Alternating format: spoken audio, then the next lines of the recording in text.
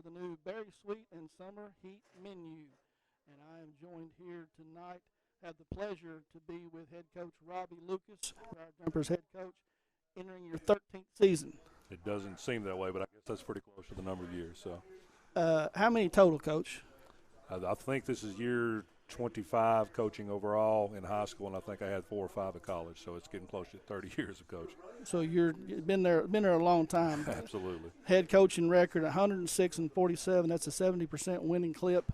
And I know you well enough that you'll attribute that to your former players and your coaches. But at the end of the day, it's still a very impressive resume. What's kept you motivated all these years? No, just the love of coaching, to be quite honest with you. And I could be a head coach at Somerset High School or at SYFL, either one, because I love being around kids. I love watching kids progress, and I've got a great coaching staff that helps that. When you see kids coming as a freshman that can barely bench the bar, when they're out of there as seniors, and they've been in the weight room and they have that confidence, they've been on the field, and you see them grow as people. And when that happens, I get a real kick out of that. I mean, it's a charge for me to watch some immature kid go from that to being a father, to being a businessman, to being somebody that's a leader in the community. So it's all those things, give an opportunity and a chance to be part of the community and be a positive part of the community. Right. We're going to get into and introduce your players here in a little bit, but talk about last year. Finished the season 9-3, going down to LCA in the second round of the playoffs, 42-37. The 2020 season as a whole was a challenge, to say the least.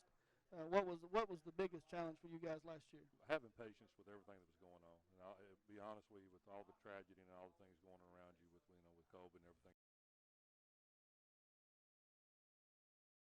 It taught me was patience, and I'm going to try to take that into this season as well. We had a group of kids that came in and tried to work and try to do it, and you didn't know from one day to the next whether you're going to be able to play. And of course we had just graduated a group of 24. So those 11 or I think 13 seniors I believe we had was very important for them to be there. And we missed, I think we talked about it last year, we missed 36 or 37 summer practices. We missed several passing leagues. We missed 2 scrimmages and 4 football games. And we cranked it up basically in the middle of the season with a preseason type mentality because we didn't have the time. So the challenge was just being patient. And luckily we had a bunch of good kids that were ready to work, that understood how to win. Didn't end the way we wanted it to. Still feel that we let one get away there, but very proud of the effort of those kids. Sure. So, as you get ready for this season, there's going to be some new faces in positions that maybe we've grown accustomed to seeing some familiar faces. You talked about missing, losing 12 seniors last year, 26 the year before. Mikey Garland, Ricky Gilmore, Kay Grundy, Drew Johnson, Kai Sharon, just to name a few. But the cupboard's not bare, and I know you're going to put, if you get 11 freshmen on both sides of the ball, you're still going to want to compete and expect to win a district title, expect to win a region title, and expect to compete for a state title. I'm really glad to hear you say that, because a lot of people think the expectations drop each year with our kids depending on who returns, and that's not the way it is. There's a process that we go through. It's a process we believe in. To be quite honest with the head coach, and I'm probably the only one that says this, I don't care about the record. I care that we're playing better ball as we move and progress through. Now, things have changed with the rankings, the Colorado system we're using, and the rankings and things, but I always want to take those preseason football games and just get better. And when you roll into district play, that's when you make your money. And it's a tough district. So when by the time you get there, you're going to be playing well. After district, rolling into the playoffs, you're going to be playing your best ball and on a roll. And that's what we hope to do again this year. And we're looking to do that. Nothing has changed because of the number of seniors, or, the number of kids on the team, or who's graduated, things like that. It doesn't matter. We follow the same process year in and year out. You've got Josh Gross coming back at quarterback, had valuable minutes last year. Chase Doan started at running back every game last year. Guy Bailey coming back. Michael Hawkins poised to have a big year. Mason Elmore, Preston Reed, Aaron Harper.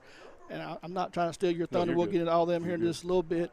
But you talked about last year not having the preseason, not having scrimmages. You've been able to have 2 scrimmage games so far this year.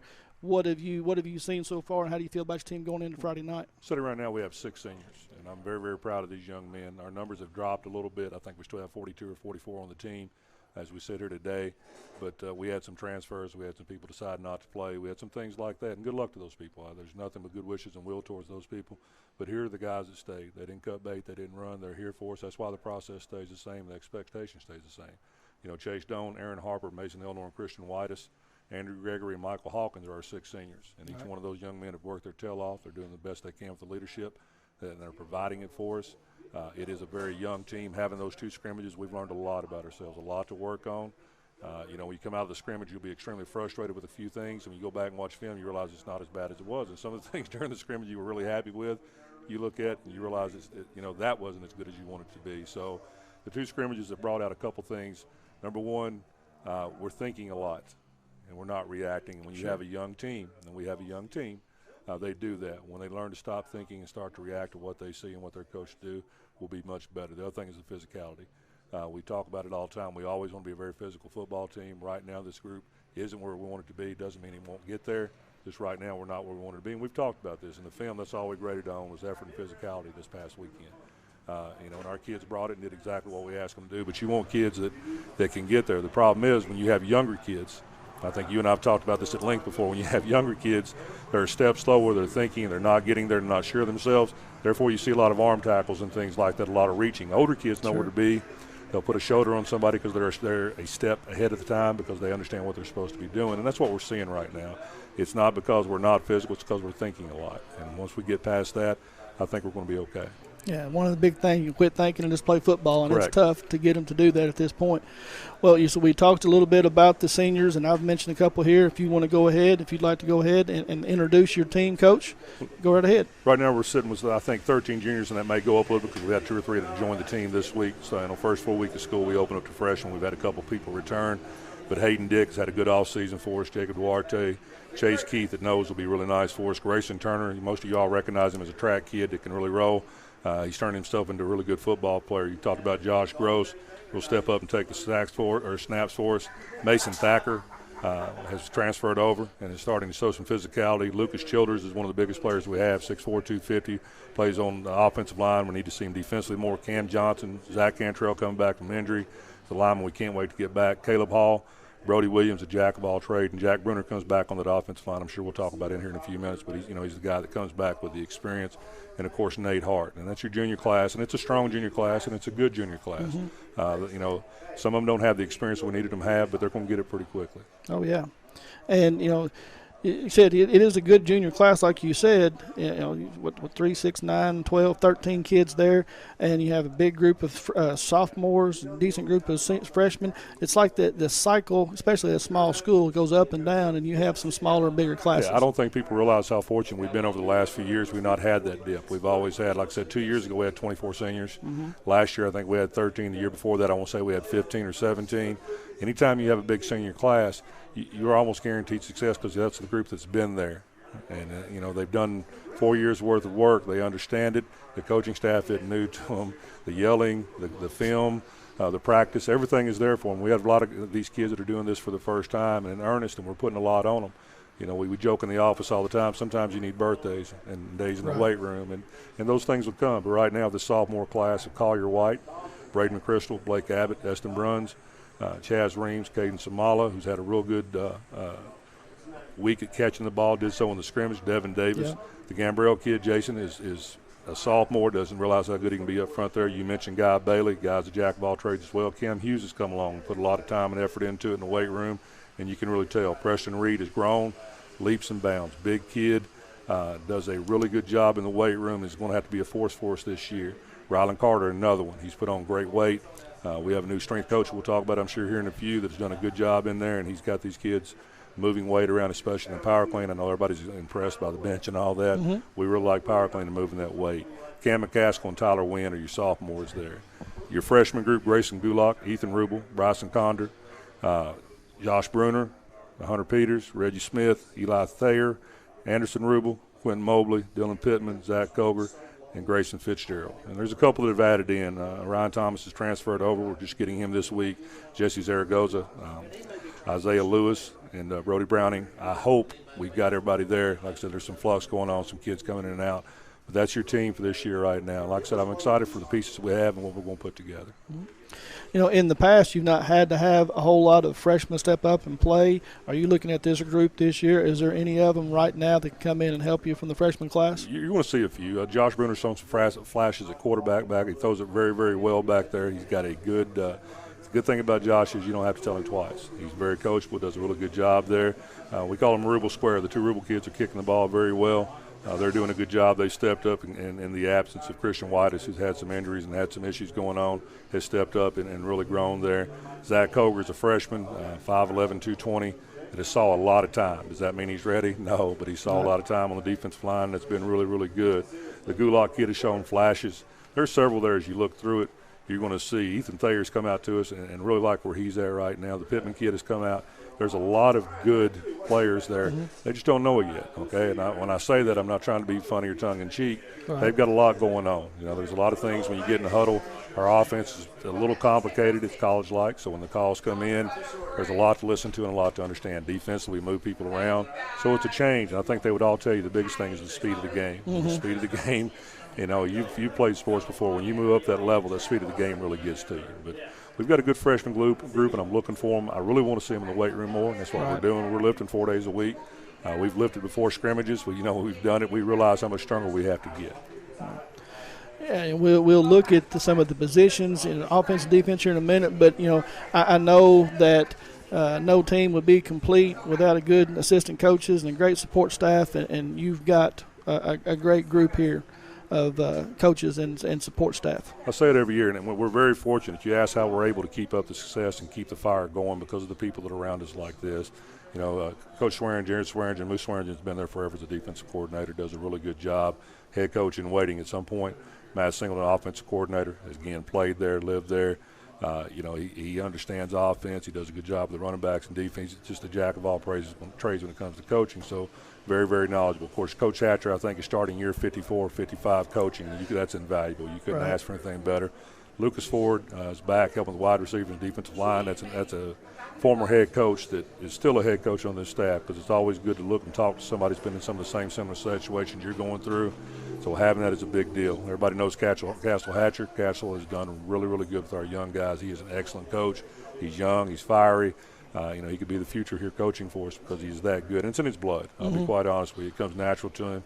Does a good job. Coach Sharon, everybody knows him. He's the guy on the sideline. You'll hear him. He coaches our defensive line. Justin Bozeman, the gentleman I was talking about that came to us from McCreary County, excellent, excellent weight room guy. If you want to see a difference in our kids, not to put too much pressure on him, but he's going to be the reason that we have a difference in our kids. He does a really good job in the weight room. It's somebody fresh and new besides me and Moose over top of him. So when he goes in, he still looks like he could play. I don't know that maybe Moose looks that way, but I certainly don't look that way. So when he goes in, he has some instant credibility with the kids and does a really good job. And on the sideline, you have Tim Ham, who comes on and helps with quality control. Alex Ham, UK, going to be an engineer. We're worried he's got the coaching bug. Right. And he's not going to forgo being an engineer, but he obviously is a very good football coach, and we like having him there. Good. Daniel Ruckle has come to us this year, running backs and defensive backs, doing a really good job, knowledgeable, very intense. Jason Worf is always there for the sideline. Coach Rubel, Jason Rubel, is our film and technology guy. We make the joke all the time. Without Coach Rubel, we'll have $8,000 or $10,000 worth of boat anchors to throw around because none of us know how to use the technology that he does for us. Stephen Sims keeps us together, keeps us patched up. 2019, I thought he was the MVP of that season, the state championship season, because he kept us patched up, and we needed it. Does a really good job. And, of course, Max Messamore, who will be a Somerset High School Hall of Fame inductee here real soon.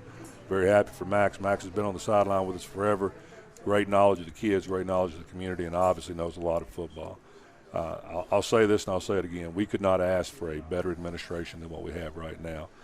Kyle Lively, our superintendent, our principal, Jeff Wesley, vice principal, Gwen Baker, Kevin Burker, the new AD, Dee Cornett, our Booster Club president. We have a great working situation with our administration. Anytime you go and talk to them, the first question you usually get is it good for kids? And if it's good for kids, there's a great possibility that's going to happen. And we've had some good ones here. I just think right now with our board, our superintendent, the way they work together, the way they come together for kids, you could not ask for a better group, and I mean that. I've not worked where it's been so cohesive, in line and ready to go and understanding what we need to be successful. You can tell that by the facilities. You can tell that by the support on Friday nights. They have done a lot to bring our program to where it needs to be, and we're greatly appreciative of those guys. You talked about Jason Rubel and the film and technology. I know he's done up there in the press box for us anyway. He's got monitors up there now, big screen TVs to kind of look at. And I was told that they're putting some down in the concession stand.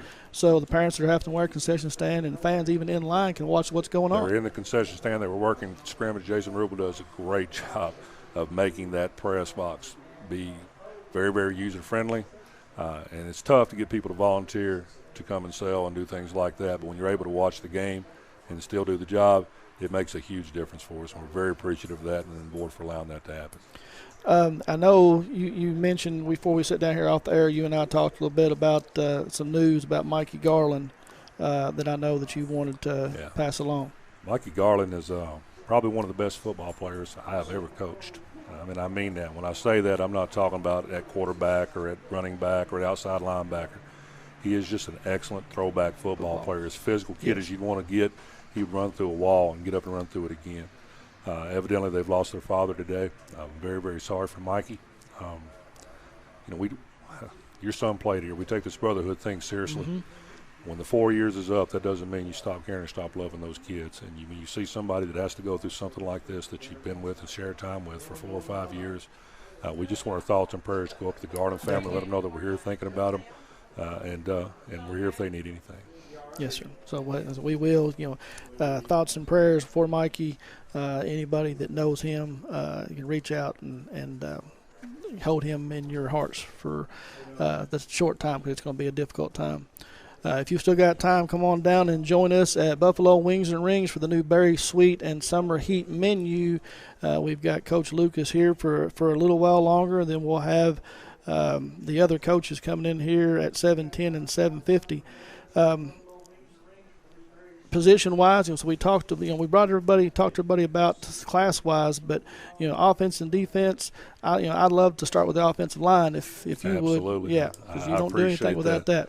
We certainly don't. Our offensive line, and you'll get positions left tackle, right tackle. But the great thing about it is Coach Hatcher and Coach Bozeman, they do a good job of making these kids multi-purpose. So even though we say they may play center, they may play guard, those guys can flip and play other positions. And that's huge when it comes to injuries and things like that. It's huge in knowing the offense and getting better. But, you start with the center. You've got the Elnor kid, Cantrell, Wynn, and Reed. Reed is a name you'll hear quite a bit because he can bounce along that offensive front from center to guard and tackle. At your other guards, you got Gambrell, Harper, and Hall. Reggie Smith and Gregory play there. Jack Bruner is a tackle for us. And, again, Jack's a kid that we can move around if we need to. Fitzgerald and Condor. The left tackle told you about the Childers kid. Mm-hmm. Nathan Hart is back. Chase Keith is back and play there. Mobley, Bruns, and Koger. You're going to see a lot of names. And, when you talk about experience, of course, Jack Bruner pops out. We lost a 4-year starter with Drew Johnson last year at center.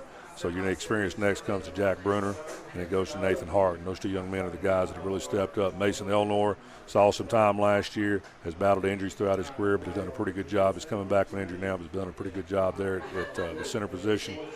Cantrell is still injured, but working his way back. The Childers kid has the body, a Division I body right now, and is working himself into being a very, very good player. Gambrell, like we talked about him a minute ago, is a sophomore, doesn't know how good he could be. Has really worked to get himself into shape. We're very happy with where he is right now.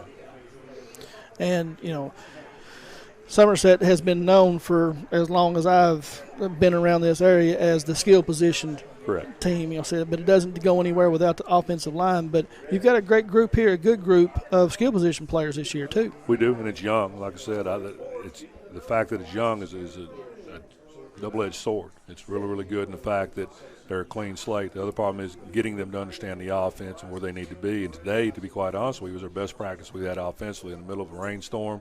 We moved the ball up and down the field real well, didn't have a lot of drops. The execution was there. Very proud. And with a young team, sometimes you don't always get those positive steps. So we've had a lot of positive steps with this group. We've talked about the quarterback position with Gross and Bruner. Both those young men we feel very comfortable in. Both of them have thrown the ball very well for us. I think people will be very, very surprised at how well Josh Gross runs the ball. Mm-hmm. And he's a big physical kid, been in the weight room, and can do that. You're running back, your H, if you will. Of course, you've got Doan and Bailey, which are two very good complementary backs there. They're a lot alike, but have different strengths. And the fact that, downhill runners, we can run inside-out zone with both of them. You can see the Carter kid back there. You can see the Hughes kid, and that's the one that you'll see move around quite a bit is Cam Hughes. You'll see him move around because he's been very versatile. The other thing he's done is he's gotten a weight room. Anytime the weight room has been open, he's been there and he's changed his body so physically he can take the abuse. You've got Davis and Thacker will be back there sometime. And of course, the tight end, Michael Hawkins, has been with us since last year and is doing a really good job. He's a Division I kid. He's got several offers. What I'm really proud of him has been his leadership. He's gotten better at leading, gotten better in taking these young kids under their wing. Brody Williams, a jack of all trades. It doesn't matter if you tell him to play offensive line or if you tell him to play quarterback. Whatever you ask him to do, Brody will do, and he does it well. The Reams kid, the Johnson kid, Pittman, Abbott, and Duarte we've talked about. At X, we've seen several, and just because I say X doesn't mean that's what they're playing because they can move around. The Samala kid, the McCaskill kid has really come along. Really like Cam McCaskill. He's young. He's not afraid to hit.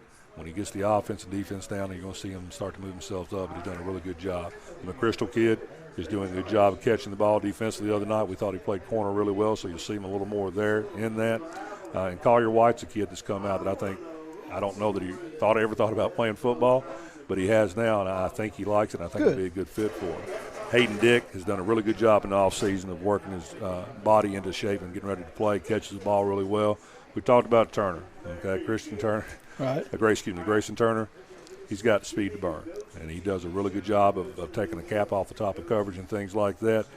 He's been working on his hands, so, we're really happy with him, and I think we could have a really good season with him. Yeah, not to interrupt you, but I didn't know about his speed, and Friday night in the scrimmage game, Casey County kid broke away. I thought he was gone, and Turner, he come out of nowhere and ran him down. He absolutely can run just about anybody down. He'll be a state champion and continues to work and get in the weight room. He'll be a track state champion before it's all said and done. He's got that type of speed. Eli Thayer we've talked about. Grayson Gulak's come out and made some really good plays. There's several there in that skill group that you really, really like. What I like about this group is they're interchangeable. Mm-hmm. We've got some kids that do a lot of the same things well, and you don't have that fall off when you change them out. So once we move to the defensive side of the ball, unfortunately, we're going to hear a lot of the same names. Very much so. Because we're going to have to play a lot of Iron Man football. Got a lot of guys going both ways this year. The days of the two-team platoon is not going to happen. It's just not. When our numbers are down, but it could get there with the number of younger kids that you see here. Getting the experience this year will be the big deal. But if you talk about the nose tackle, Chase Keith has had a really good offseason. He's became a disruptor. We worried what we were going to do to replace Tyler Harvey because Big Tyler would take and command double and triple teams, and he would end up at some point in time with that center 5 and 6 yards in the backfield. And Chase is able to do that. We talked about the Cover kid. We talked about the Hall kid. Hart, if we have to bring him over, Nate Hart from the offensive side and play, he can and he will. Bruns the same way. He had battled through an injury, but he's a kid that's small but has good quickness. We can use him there. Gambrell. Again, Reed, Hawkins, Abbott, Childers, and Carroll at the defensive end. All those are interchangeable, and you could see them down inside at nose. Again, we really don't have a set position because we have to be multiple and move these kids. Your backers coming back. Jack Bruner has had a really good preseason scrimmage the last two. He's scooped and scored. He's been a most physical kid. He's a guy that's coming up and make it. Right behind him is Bailey. He does a really good job of using his athletic ability to get to the ball. He understands that he gets there. Really like how physical he's becoming. Carter the same way. Williams, we probably do Brody a disservice as much as we move him from inside and outside. He's a kid that's found the weight room and understands what it takes. He's probably a year away from needing his body to be where it is, but he works every opportunity he gets, and if you ask him to play inside or outside linebacker, he'll go and do it. Okay, and he doesn't care to give you everything he's possibly got. Johnson Reams, and we talked about Josh Bruner. Josh Bruner made some plays defensively the other night at outside backer. Don't know if he's physically ready for it, but mentally that puts him ahead of the game a little bit. We like where he's at right now. We talked about corner. Hayden Dick has been one of the guys there, along with the Doan kid at the opposite corner, have done a really good job of holding down the corner spot. And we've got some things to work on there. We've used McCaskill. Thayer's played there. Smallin needs to see more time there with his speed. He's got really good speed. Collier White has been a pleasant surprise. Once again, I use this term not to insult him, but just let him know he's a lost ball in high weeds right now. Right. But when he figures it out, his athletic ability and his want to, I think it's going to take him a long way. Our safeties, we talked about Cam Hughes. We talked about Turner. Gross last week in the scrimmage, even though he plays quarterback, and you know me for a long time. I like for my quarterback to play defense. Right. He was probably our best safety last week. He had an interception. Yes. He did a really good job of undercutting the ball. He came up and made a couple tackles. He actually ran the alley, which we haven't seen to this point. Made a few tackles. McChrystal, Gulak, again, a lot of the same names that we've talked about there.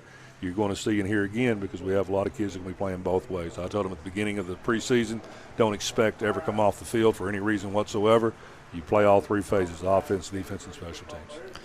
And you talk about that third phase. We haven't had a chance to talk about special teams. I know that you talked about Christian Whitus dealing with some things there, but the Rubel twins coming out, and they are twins, right? They are twins, yes. Yes, coming they out are. and doing some things. But talk about your special teams real quick. I'll start with the snapper, the long, short snapper. Cam Hughes and Brody Williams have stepped in to take that job for us, and both of them do an excellent job. You never hear those guys' names unless it goes bad. When it goes bad, you find out real quick who they are, and to this point they've been able to do it. Cam snaps for us. Brody will also hold. Josh Booner's holding a little bit. Punting, the Hawkins kid has a really good leg. Can I say that again? He does a good job. He's more of a clubber when he kicks it, but he gets good distance with it. Right. He's also an athletic kid enough. If we want to rugby it, we can. We've used the Bailey kid as well in the rugby look. And Collier White today at punter did a good job of getting to the corner, on a fake look because the defense had fallen away. So we've got some kids there we feel pretty good about. You've already mentioned the Whitest kid, good strong leg. Kid was in the weight room doing a really good job. Ended up getting injured in soccer, a gruesome injury, but has come back and has done a really good job recuperating back, kicking for us, thank goodness. He does a really good job for us. We talked about Ethan Anderson, Rubel. They're kicking their EPs. They're getting better every single day. Now, are they completely ready? No, but there are going to be some of those kids that may be thrust in the opportunity to have to play, and they'll take it as they come along. And, again, we talked about Guy Bailey. He can kick it. He's one of those kids, kind of like an Alex Lang type. He can kick it, catch it. He can do all those things for you. The return game, you're looking at Dome Bailey. And Hayden Dick has done a really good job of stepping up and catching the ball. He and Dome both what we call negative yardage and letting that ball roll, and especially on a turf. It's great to have a turf field. When that ball hits, it takes a funny bounce on punts and kickoffs, things like that. If you don't pick them up, you don't get them there, we lose a lot of yards that way. And those guys have done a good job of stepping up and making those catches to get rid of those negative yards that we lose. So that is your 2021 Briar Jumper team coming in this year and looking for big things out of them. Like I said, you're going to hear a lot of kids going both ways this year. Chase Stone, Josh Gross, there's going to be a lot of them, like you said, Michael Hawkins. You keep saying it again. I mean, Yeah. over and over. You'll hear that, but the good thing about it is the young kids that get that experience behind them have been invaluable for us in our program. So we're 3 days away from opening night here, and I'm excited to be down here talking football with you tonight, Coach. And I'm excited for the season to get started. And this year you open up with a Lincoln County team, Death Valley Bowl, which you haven't played since 2018, if I'm not afraid. So Lincoln's going to give you a good opportunity early in the season. The Big 5A school, go up there and match heads and hit somebody with a different head of color. Saw them in a scrimmage. They're huge. One thing we've got to do is not let them lay on top of us and drive us off the ball. They are a big physical football team. They've got a kid, that Clayton Davis kid, number 8. Number 8. Yeah. He is a kid that reminds me of Storm Wilson a little bit. And I don't think he's as fast as Storm, but he's a little bigger. A little thicker kid, but he does really good things with the ball when it gets in his hand. Sophomore quarter, defensive, they're big and physical up front. They're more gap control than attacking, but they're definitely going to be a challenge for us. Bigger school, first game of the season. They've got a lot of numbers. We don't, so conditioning will be a big factor come that game. Sure. Only have 4 home games this year, but after the Lincoln County game, you come home and you open up with Russell County at home, second game of the year, which, glad to see them. We haven't had them on the schedule in a while. It's been maybe 10 or 12 years, I think, since we've had them, and they're so close. It's good to have that rivalry back. I'd love to keep that a year in and year out game. I think our programs can compete with each other and do really well, and I think it'd be good for the fan base. Yes, sir. And then you get 2 back-to-back defending state champion teams. Beechwood, 2A state champs last year, and Paintsville, the 1A state champs last year that we get to play. In an interview last week, I got called insane for putting the schedule together. But, again, who are you going to play? If you want to be the best, you play the best, That's right? Correct. This schedule was put together way before everything that's happened to happen. Again, I don't care to take this team anywhere. Beechwood is Beechwood. They return quite a bit. They get their quarterback back for a 5th year. The Harrogate kid came back. It paid off for him. We got an EKU scholarship offer. Really happy for that kid. But Beechwood will be Beechwood. Paintsville will have a new coach, but they're going to have a lot of athletic ability down there. I talked to the former coach, and he said he left a heck of a team down there. And they'll have a lot to say about the 1A state champ. But you're right, those are back-to-back state champions right there that we'll face in that 2-week period. Then go travel over to Corbin. It seems like we stay on the east part of 75. You have Corbin, Williamsburg, and Hazard there back-to-back-to-back before you start open up district play with Danville at home, travel up to Lexington, LCA, and then finish out the season with Washington County. Corbin did really well with a couple transfers. They were already a team to be reckoned with. They've got 3 or 4 Division I kids on there that have already received offers. I hear the biggest, most physical Corbin team they've had in quite a while, and they're expecting big things. That says a lot. It does, because they were very good last year, and then the year before, in 19, we were able to go down there and sneak out a win. They were very good then. So for them to have that, they're going to have something to say in their classification state championship. Williamsburg is Williamsburg. They're always going to be in contention on 1A because of their system. When they throw it, Jerry Herring does a good job down there. I don't know how he produces the same quarterback every single year. They graduate, and it's like they clone another one to come out and do the exact same thing. Yeah. But Danville, Lexington Christian, Washington County. You and I have talked about this in the past. I feel like that it's one of the most brutal districts in the state, regardless of class. I agree.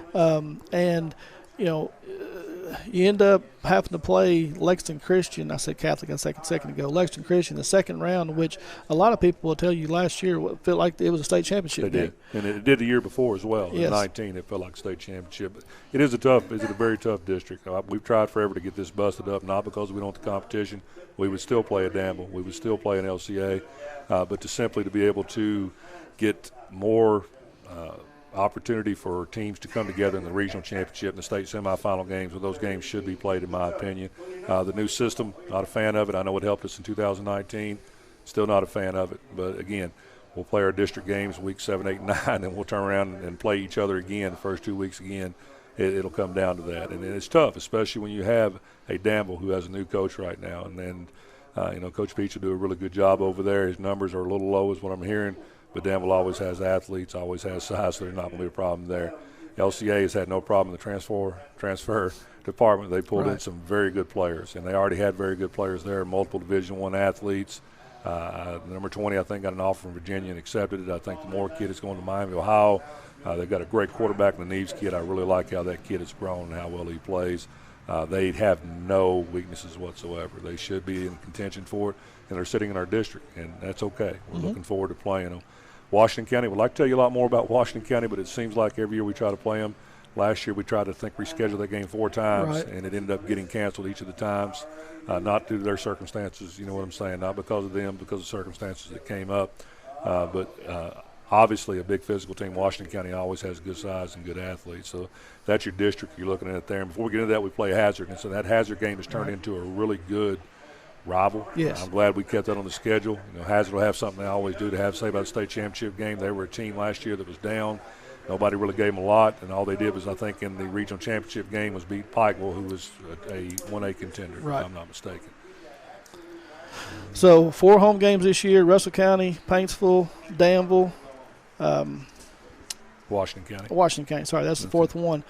3 of those games will be our video games of the week here with Lake Cumberland Sports. If you want to see the full schedule list of all of your school's games, go to lakecumberlandsports.com on Facebook. Before we get out of here, I've got a few more minutes here with you, Coach. You talked about the field having a little bit of issue right now going under repairs. I know a lot of people are worried about the field. There's a small hole that's opened up there. It'll be fine. They're working on it. It should be ready to go. No issues whatsoever. With the way things have been going with this administration, they find a way and they'll get it done. So I know a lot of people are worried and concerned about that. Don't be. It will get taken care of. So we are not currently under COVID restrictions. I know things with our governor and things have changed and some things have happened. Are there any restrictions for the faithful that want to go up Friday night and get tickets to go to the game? Absolutely zero. To my knowledge, there's no restrictions at Lincoln County or anywhere else just yet. The only thing that may come is the bus trips, of course, with our governor. That being federal money, we wear masks on the bus, and that's fine. That's no big deal. But when it comes to being outside events, as of right now, we are back to regular football. We're back to regular attendance. It'll be good to see a full crowd. It'll be absolutely wonderful not to worry about a list, only giving 2 tickets to each parent, as we did last year. I understand it was necessary, but it was also one of the most difficult things going through that our booster club had to deal with. And our parents were understanding for the most part. It was just the situation. Now things are open. Come out, support, have a good time. It is great to have these young men out here putting the time in, putting the effort in, and having some normalcy that's come back to football. Yes, sir.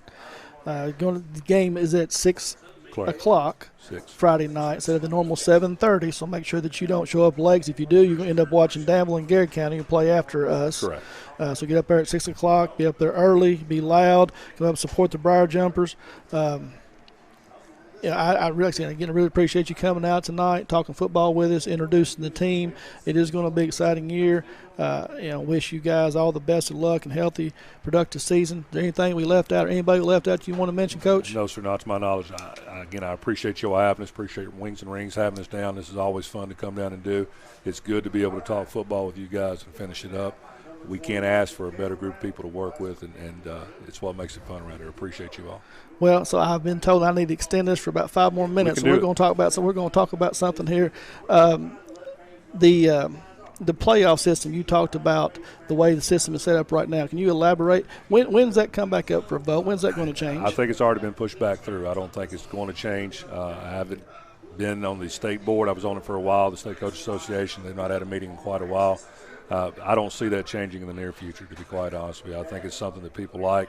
We had a vote as a coaching group. I can't remember how much it was, but it was something like 80 or 85% were against it. We sent that to the powers that be, and they decided they would not act on it now. They would act on it in 23 or 24, which tells me if they're not willing to listen to 80, 85%, they're not going to act on it at any point in time. And that's their fine. Again, I've always been a guy that you play with the cards you're dealt. Okay? Right. I know the public-privates, that's always been there. We've dealt with that. Again, when we start the season, we know who our opponents are. We know what to play. I'm not going to complain about it mid-season or anything like that. We're going to play who's on our schedule. The system is not the best. It helped us in 2019. A lot of people don't realize I think we got an extra home game before that. We didn't have to travel out west. It was a big positive for us. But to be quite honest, I like the cross district. I like going in, playing your district, giving yourself 3 to 4 weeks before you have to come back and play them again. Right. And that way you see who improves. You see the coaching changes. It's almost like at halftime. A lot of coaches, when they scrimmage, they don't want to go to the series past halftime. I want to go in and readjust, and this gives you an opportunity in the old system to readjust. Now there's not a lot you can do to get better from week 1 to week 2. The LCA game in 19 was, a 1-point game when they got us, and I think we got them maybe by 1 or 2. So nothing had really changed with those groups, and that was a state championship caliber game. Last year, like I said, it still sticks in my craw. We give up, I think, 28 to start with. We're down 28 to nothing or 28 to 7 or something like that before we decided to play and got even until we gave up a play. That is a tough game. That's a game you want to see in your region, your state semifinals. They went on to end up becoming runner-up to Beechwood in a 1-point, I think, an EP block or something like that. Yep. So it is exciting football, but I think high school football is one of those sports you don't need to do a lot to make it exciting because of what goes into getting to a Friday night. There's a lot of hours and a lot of hard work that goes in through the week, and you get one opportunity a week. Other sports you can play 3 or 4 times a week, and that's awesome. Sure. I wished we could. Our bodies just can't handle it. It's not the way the sport is built. But there's something about putting all that time in on Friday nights and getting that one opportunity to see how good you are and having to wait a whole week before you get that taste out of your mouth one way or the other. So I don't think you need to do a lot to make high school football exciting. I wish we would leave it alone, stop tinkering with it so much, to be quite honest with you. Well, I know you and I have talked about in the past you have stages to your season. We talked a little bit about your preseason, your pre-district, your district, and your postseason. You go into it, and so I know that you want to get better every game, getting ready for that. But at the end of the day, you want to be playing your best football there when it comes to postseason, and then playing those teams back to back. And I'll take it, but I really don't want to luck into anything. You know what I'm saying? I don't want to luck into something because you haven't played within a week or 2 of each other. I would even like to go and take our district teams, play them the first 3 or 4 weeks of the season. Sure. Then play the people in between, then come back and play for your seeding or whatever in your playoffs. I think that would be better. At least it gives you an opportunity to improve and to adjust and watch your kids grow. Like I said, I'm not sure how much better LCA is going to get, or Danville or Washington County is going to get from playoff week 1 to playoff week 2. Right. It's just the sport is not like baseball or basketball, and I think that's what we're trying to do a little bit of. Like I said, I think we just need to leave it alone and let it play and not do so much to mess with it because it's a great sport as is. Right. Well, again, Coach, I appreciate your time coming down. Look forward to having a good year and wish you all the luck. Appreciate it, sir. Thank you for having us. Thank you very much.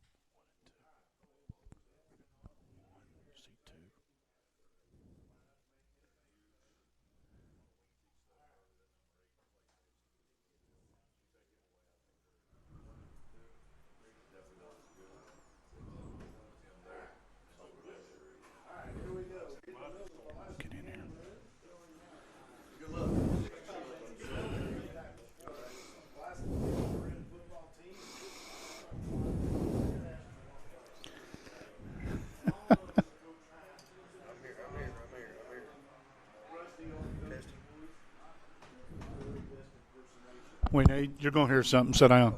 He's going to click a button.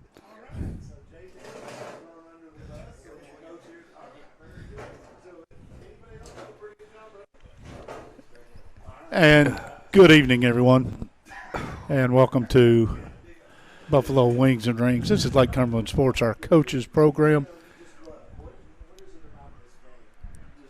We'll catch it, Coach. Coach Hines, we'll get it here in just a second. I don't know if they've turned something else down. We're going to get – okay. Coach John Hines. Still can't know.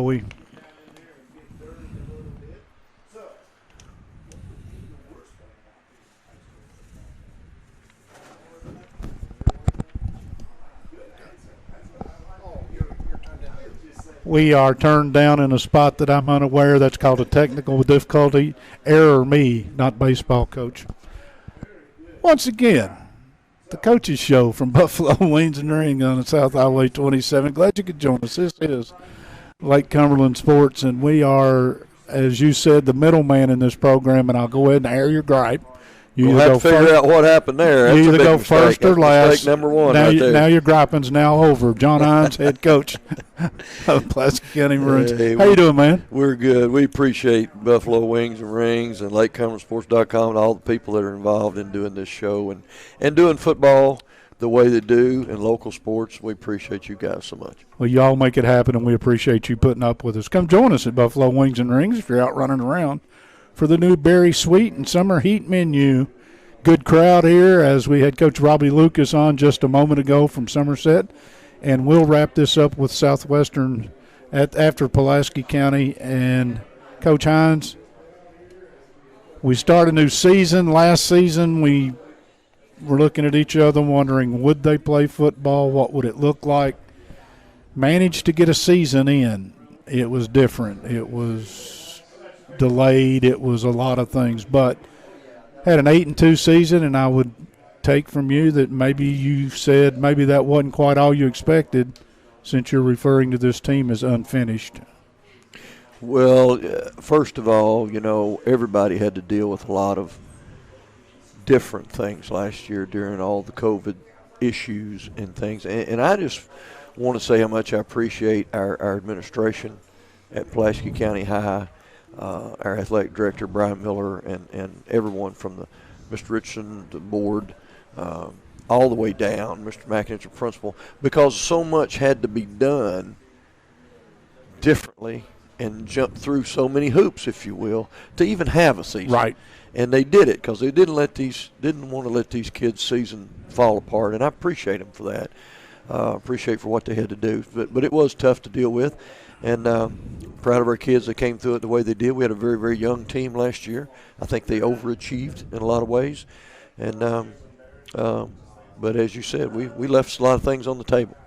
And that's our mantra going into the season. There's a lot of things unfinished about us and about some things in the past. And so we're a little more focused this year. We'll jump right in here and get started with your team because we're going to take about 40 minutes and bring people up to speed. But if you really want to enjoy Pulaski County Maroon football, starting this Friday night at 7:30 at PC Field, you won't find a better matchup across the state of Kentucky opening week. Belfry will come to town, and if you're any bit familiar with high school football in the state of Kentucky, that name doesn't need an introduction. You're going to bring them to town. Hopefully the weather is going to cooperate. It'll be monsoon rains because it's PC football. No, Belfry's going to come to town, and I encourage everybody to come out. I spoke with Brian Miller, and then I'm going to turn John Hines loose just before coming down here, and he said come to the game, enjoy the game, have fun, and there isn't going to be any requirement other than use your common sense. Don't sit on top of each other, wash your hands, do personal hygiene as we all should do all the time. That'll be the extent of what will be required of people coming to the football game. That's right. We're looking for a big crowd, loud and rowdy, fill the place up. It's going to be exciting. I guess under the bright lights, maybe. That's the plan. We're going to leave it at that. John, Coach, let's start on the offensive side of the football because everybody loves to watch offense, and we know defense is what wins championships. But let's start on the offensive side of the football. And I think we'd be remiss if we just don't jump straight to your senior quarterback, Drew Polston. I think from what I've read, he's been picked rightfully so as the potentially most outstanding player in this district, and he's in a couple of lists that I've seen statewide, and he's in the top 50, top stuff of, and he can play. And let's just take a shot at him because he's had 2 seasons that injury has gotten in the way. And I know your first thought was let's keep him healthy for a full season, see what happens. Well, that's so true. You know, Tiger, as we know him, just has had some very poor luck. Terrific young quarterback. We were bragging about him when he came into our program as a freshman. We thought he was going to be fantastic, and he has certainly developed the way we thought he would as a young quarterback. The only bad thing you can say about the guy is he had injuries. Plus, he's already got injured in his sophomore year. He was a starter. Got injured going into the very early in the Southwestern game sophomore year. Got injured last year against in the East Jessamine game, 6th game of the year, I believe it was. Yep. And both those injuries canceled him the rest of the season. So we would love to see just how good Tiger would be if he got to play a whole season as a starting quarterback. Just for me and you, I hope you get to see that this year. I think the fans of PC football would very much enjoy watching him for a full season. I think they will. He's a terrific young quarterback, and well, he's not young anymore. He's a senior. But he does a lot of things on the field for us. He makes us go, and just did an outstanding job. And, you know, we're really in good shape at the quarterback position. We talk about Tiger, but Bryson Duggar, who came on in relief of him last year, was fantastic as well. And with Bryson back, we've got a very strong quarterback situation, if you will. And then you throw in the mix young sophomore in Jalen Woolridge, who's very impressive. You and I were talking about before we went on the air.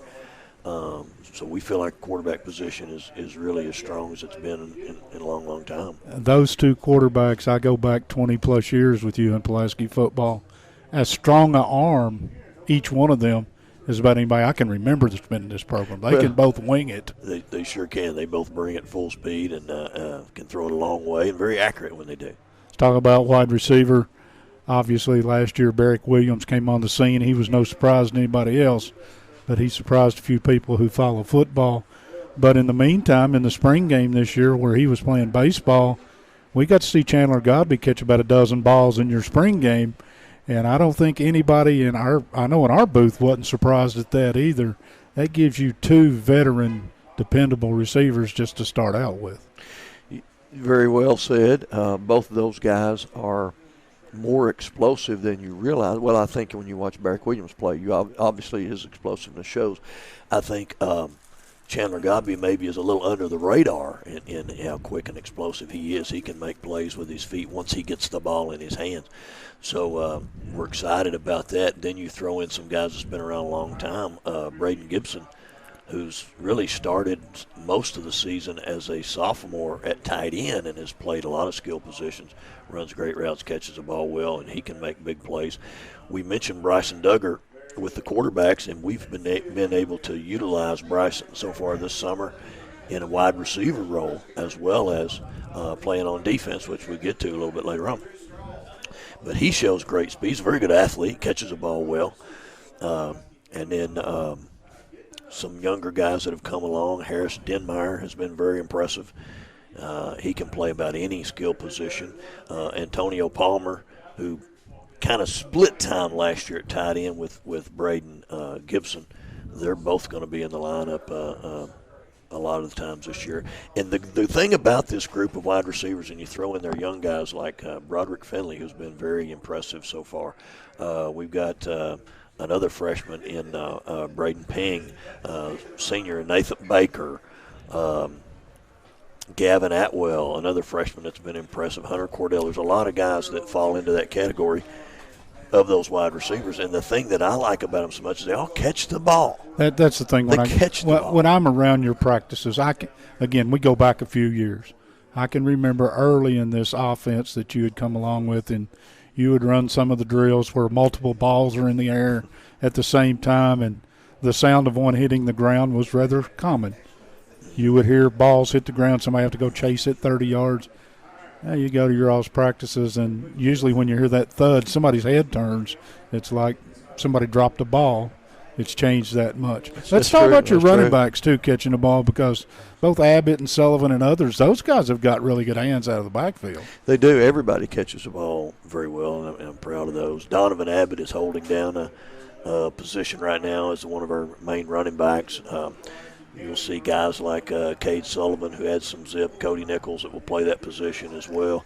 Trey Hornsby, a sophomore, is a power running type running back. We've got another one in a freshman, Braden Milburn, who's showing a lot of promise. Juan Utrera, a young sophomore who continues to be able to handle that type of running back situation. And Trenton Gibson, Braden Gibson's younger brother, does a good job there as well.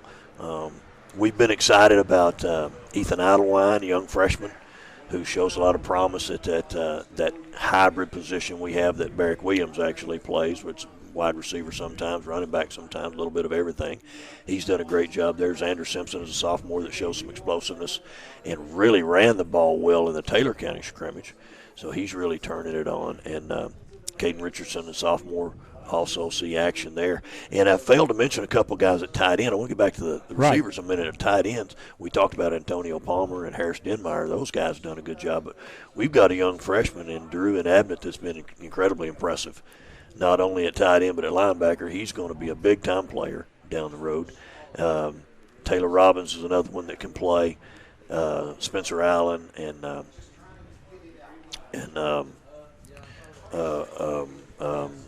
Andrew Dodson, are guys that also play that tight end position. And as you mentioned, all those guys, running back, tight end, wide receiver, the thing that makes us feel so good about them is they all catch the ball well. And that sounds like such a ridiculous thing maybe for a coach to say, but I'm going to tell you what, when I don't care how big, how fast, how athletic a guy is, if you throw the ball to him and he drops it, it's still 2nd and 10. And we refer to those people as sprinters. Yeah.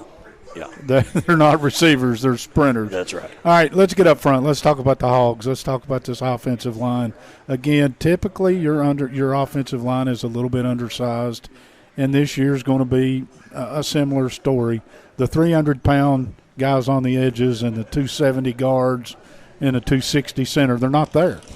And you're going to depend on this team to have to give up a little beef against some of these these teams that you play that look more toward this size, and how they stacking up. You've had 2 scrimmages. Well, they've done extremely well, Mike. They really have. We feel like our offensive line might be the most improved unit on the team. We talked about that in spring practice and how far they've come, and really proud of the way those guys are working. And you start the conversation with J.J. McEwen, who is one that we have that's passes the big test, yes. J.J. about 6'4", about 275, and a really good athlete to be that big a kid. He moves well, and he's poised to have a really terrific season. Going to be a junior. He'll be holding down the left tackle spot. Bryson Brown, who is a second-year freshman, although not real big, he's as tough as they come, playing a guard spot. Declan Hayes is back as starting center, started as a freshman. Yep. One of the smallest centers we've ever played. He's barely over 200 pounds, as you said, not big, but just tough. On the right side, Carter Kring's a senior that'll hold down a tackle spot. Carter's played defensive line most of his career.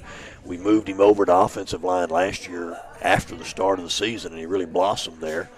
So we're keeping him there. And then we've got a young sophomore offensive lineman in Tyler Johnson who has claimed a starting position.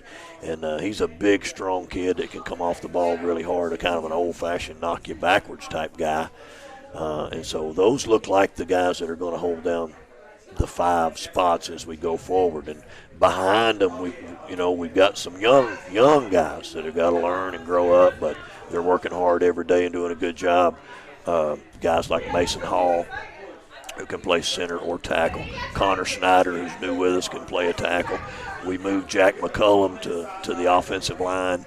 On the offensive side, he's an old tight end linebacker type guy, but he can play guard. Dylan Elliott's another one that's a sophomore that's ready to play some action there. Cade and Abnett can play center, although he's of the small type center, but we're living with them. Jack McCullum can also snap the ball and play center. We've got some young guys in Levi Heist, a sophomore, who's coming on, and then 2 freshmen that we've been really impressed with, Camden Denham and Tommy York. So got some depth building there, and some guys hopefully that are coming along fast enough they're going to challenge those starters for the position and have competition in practice. I love to talk with you because 10 years ago, we used to talk about this, and the word freshman would come out of your mouth. And you'd say, well, they're just a freshman. You won't see them. They're at least a year in the weight room away from being out Well, there. and 90% of them, that's true. I understand, but you've got a younger class that if you see them when they walk by, you don't say that's a freshman. A lot of them passed the look test already. It is. It's a very impressive freshman group. Now, they're not big in number. Right. And they've been able to help themselves because of the COVID bill, which allowed kids to repeat a grade. We've been able to see some guys repeat the freshman year, which helps that freshman class as well. Sure. It's just become a really good class for us. So we're excited about those young players. They got a ways to go. Got a long way to go, but we're excited about them. And all I can say is don't we hope we all do. That's a look at the offense. We're going to jump into the defense here in just a second. But before we do, this is Lake Cumberland Sports yearly football Meet the Coaches show. We're at Buffalo Wings and Rings down on South Highway 27. Stop on by for the new berry sweet and summer heat menu. We want to thank Somerset for being with us earlier, and Jason Foley and the Southwestern crew will join us when you and I are done. We're going to go till about, 8:30, something like that tonight, but we'll let you go. I know you've got up in years. You need to. I'm the one that needs to get home. All right, let's talk about the defense. You know me. I like the kid with the quarterbacks. I like to get to know your running backs and laugh at the receivers and all that. I love defense. I love to watch it be played. I love it played at a high level. And I've seen 2 scrimmages, and I saw a defensive line that had 2 215-type pound guys and one about 250 maybe if you stretch him a little. And your front 3 starting is small, but I would take them if you give me a draw. I'll take them. Well, again, you're right. We're not a big team. And when we play those teams that are big, it makes for matchup difficulties. But all of our front 7 at one time were linebackers. So these are guys that are athletic and are good defensive players. We've moved them down to a down position, and they've done extremely well. They move well, play good technique, which you have to do when you're playing against bigger guys, which is what we're faced with. But Ryan Dye returns as a starting defensive end. He's been there 3 years now. And really is turning on. He's had a great summer, great camp. We look for him to not only to make plays, but be a leader all year long. Christian Slavey's a guy who started out last season and has played all of his life basically as an outside linebacker. Ended up going to defensive end after a couple games and ended up at nose tackle before the season was over. And he's going to do a great job at nose tackle. Aiden Wesley, our other defensive end, played most of the year there last year as well. To develop depth, Taylor Robbins is back. He's a smallish, quick, athletic defensive end. Jay Bales will be a sophomore who's really had a good year in off-season program in the weight room, gotten a lot stronger. He's going to play some defensive end. And a lot of these guys that we mentioned as young players offensively, we flip-flop, and you'll see them in JV games. Camden Denham, Mason Hall, Juan Utrera, Tommy York, all those guys are going to see some action. Had some bad news this week. Braxton Burton, a young sophomore defensive end who was really playing well, had an injury.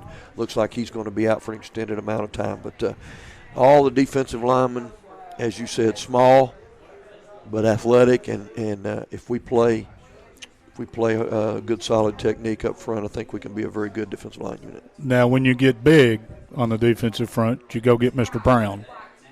And he's legitimate. Not big either. I was going to say he's legitimately maybe 250. Yeah. So I guess you say when we go 5'9". Yeah, when we go really big up front on defense, we bring in a big for us. 250-pound guy. Of course, guy. when you play some of these mountain teams, they've got running backs that size. You're going to tell us that Friday night. We'll get to that in just a few minutes.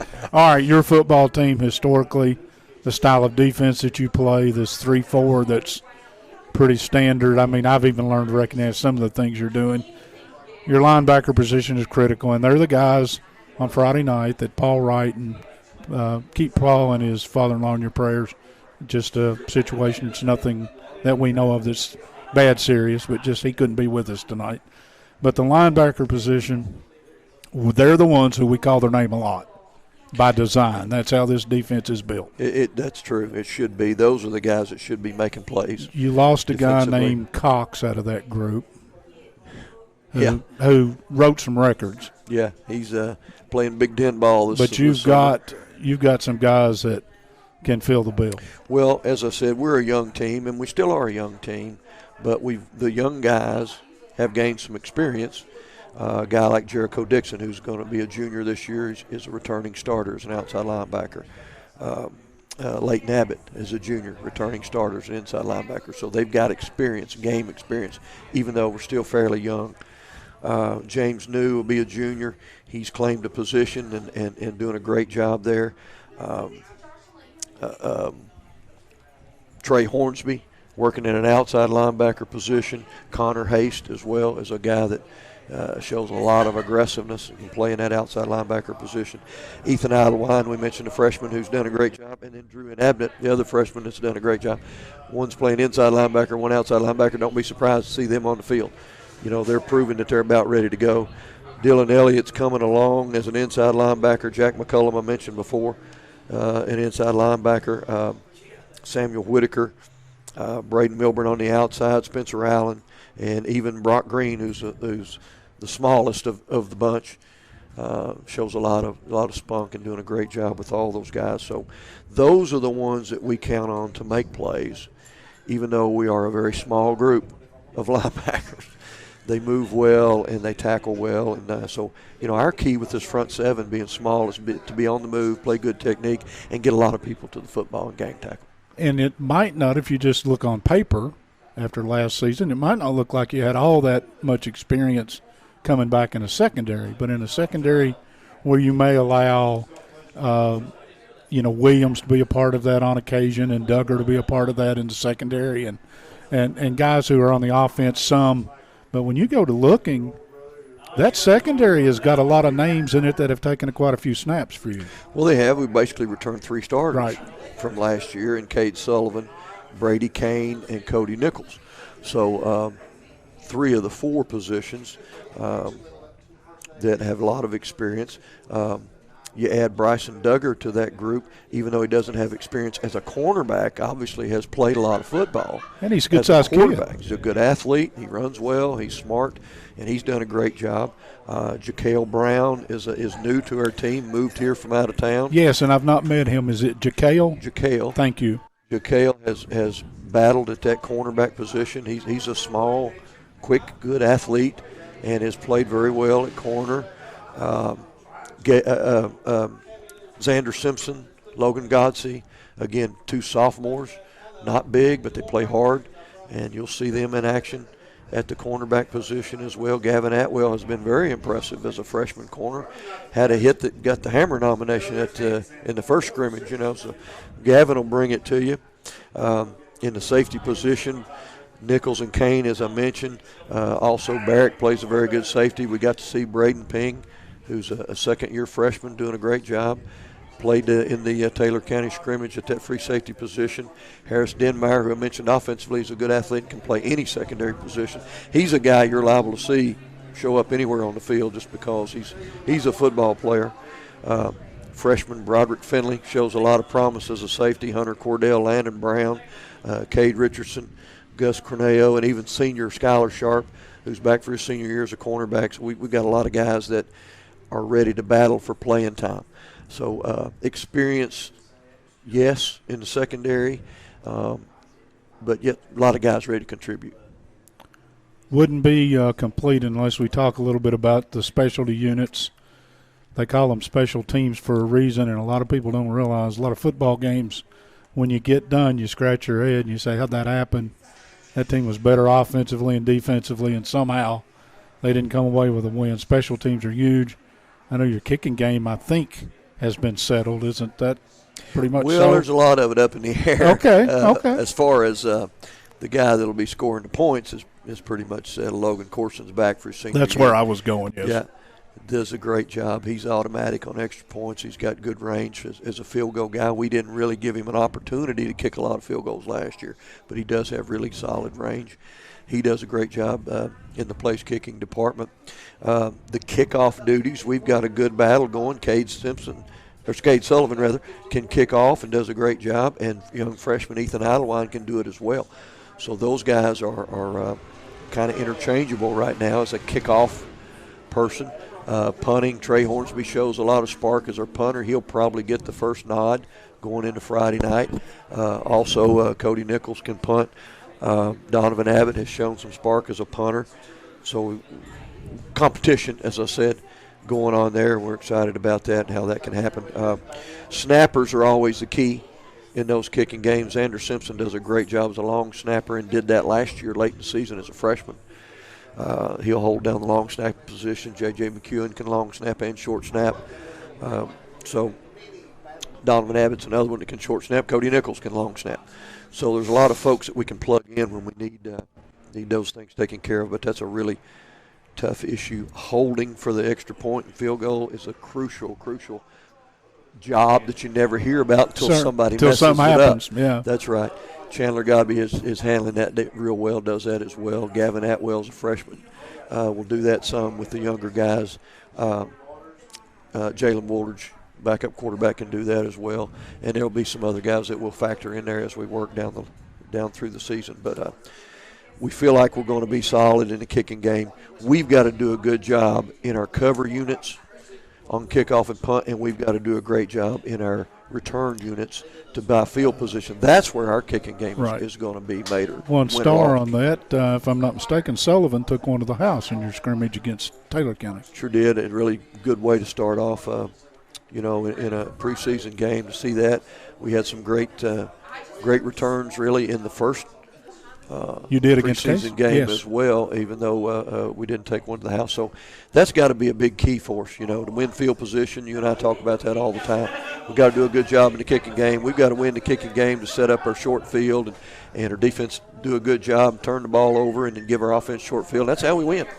You and I can sit there and talk football till tomorrow morning, but I guess we might want to move along just a little bit. Let's talk about your schedule just a minute, and the reason I do that's a little bit selfish. We begin our coverage again Friday night. We'll have audio of your game on LakeCumberlandSports.com against the Belfry Pirates, and we're coming right back to that. We'll also have audio of the Somerset game, and then the Southwestern game will be video, and that is with Madison Southern, I think. I don't have a schedule in front of me. I'm pretty sure that all those are 7:30 starts. You've got the magic phone. Belfry is on your schedule, and remember last year I think we were supposed to bring them over and treat them nice and seat them in the press box and tell them how much fun it was to have Belfry over here. But we ended up making a little ride up into the Pond Creek Nation, as it's well known. That's right. If you've never been to Belfry, mountain football is mountain football, and Belfry is mountain football. It is, as they used to say down south, it's not a religion. It's far bigger than that. And but again, if you haven't gone, they packed that stadium against you, and you'd have thought you were playing in the Super Bowl. It was game one. Didn't matter. With COVID restrictions, that obviously don't it didn't apply to really Belfry. apply that night, I don't think, a whole lot. They're going to come over here this year. And I said last year, okay, I looked at their roster. They had a linebacker who was all-world. They had a good quarterback, and they had a running back who was legit. And I said, okay, that linebacker's a senior. Quarterback's a senior. Running back's a senior. Okay, they come over to Johnny's place next year. Yeah, that'll be good. Well, Dixon reclassified is whatever we're calling this, and they bring a running back / whatever they're going to use him as this year, an option quarterback. I saw some of their sets look like we were running the old, literally a wishbone almost, not just a veer look, but 3 backs in the backfield. And I have a feeling he's going to touch football a lot, and he was about round numbers, 200 yards total offense last year. I guess if somebody wants to come out and watch him play Friday night, you'd let them come buy a ticket and sit and watch you try to stop him, wouldn't you? We want as many as we can get. And just a quick note, Mike, if I can go back. Sure. One of the young defensive ends that I failed to mention, I need to mention him because he's been very impressive in summer practice, is Gunnar Lovelace. And that's Okay. a name you got to remember because down the road, that guy is going to be very, very impressive. Now, you And go he's home and learning listen from to a the good group. repeat of this. And anybody that you forgot, you tell me. We'll write it down on paper, and Friday night I'll make sure we get that name out there in front of everybody. I didn't want to leave him out. He's had a very impressive summer. Proud of him. Very good. But, yes, Isaac Dixon is his name. I think he's one of the best running backs in the state. Was last year. We compared him to Sloan at Wayne County. I thought they were very similar. I got to see them as you did. You had to prepare for them. I just got to watch them almost in back-to-back weeks last year.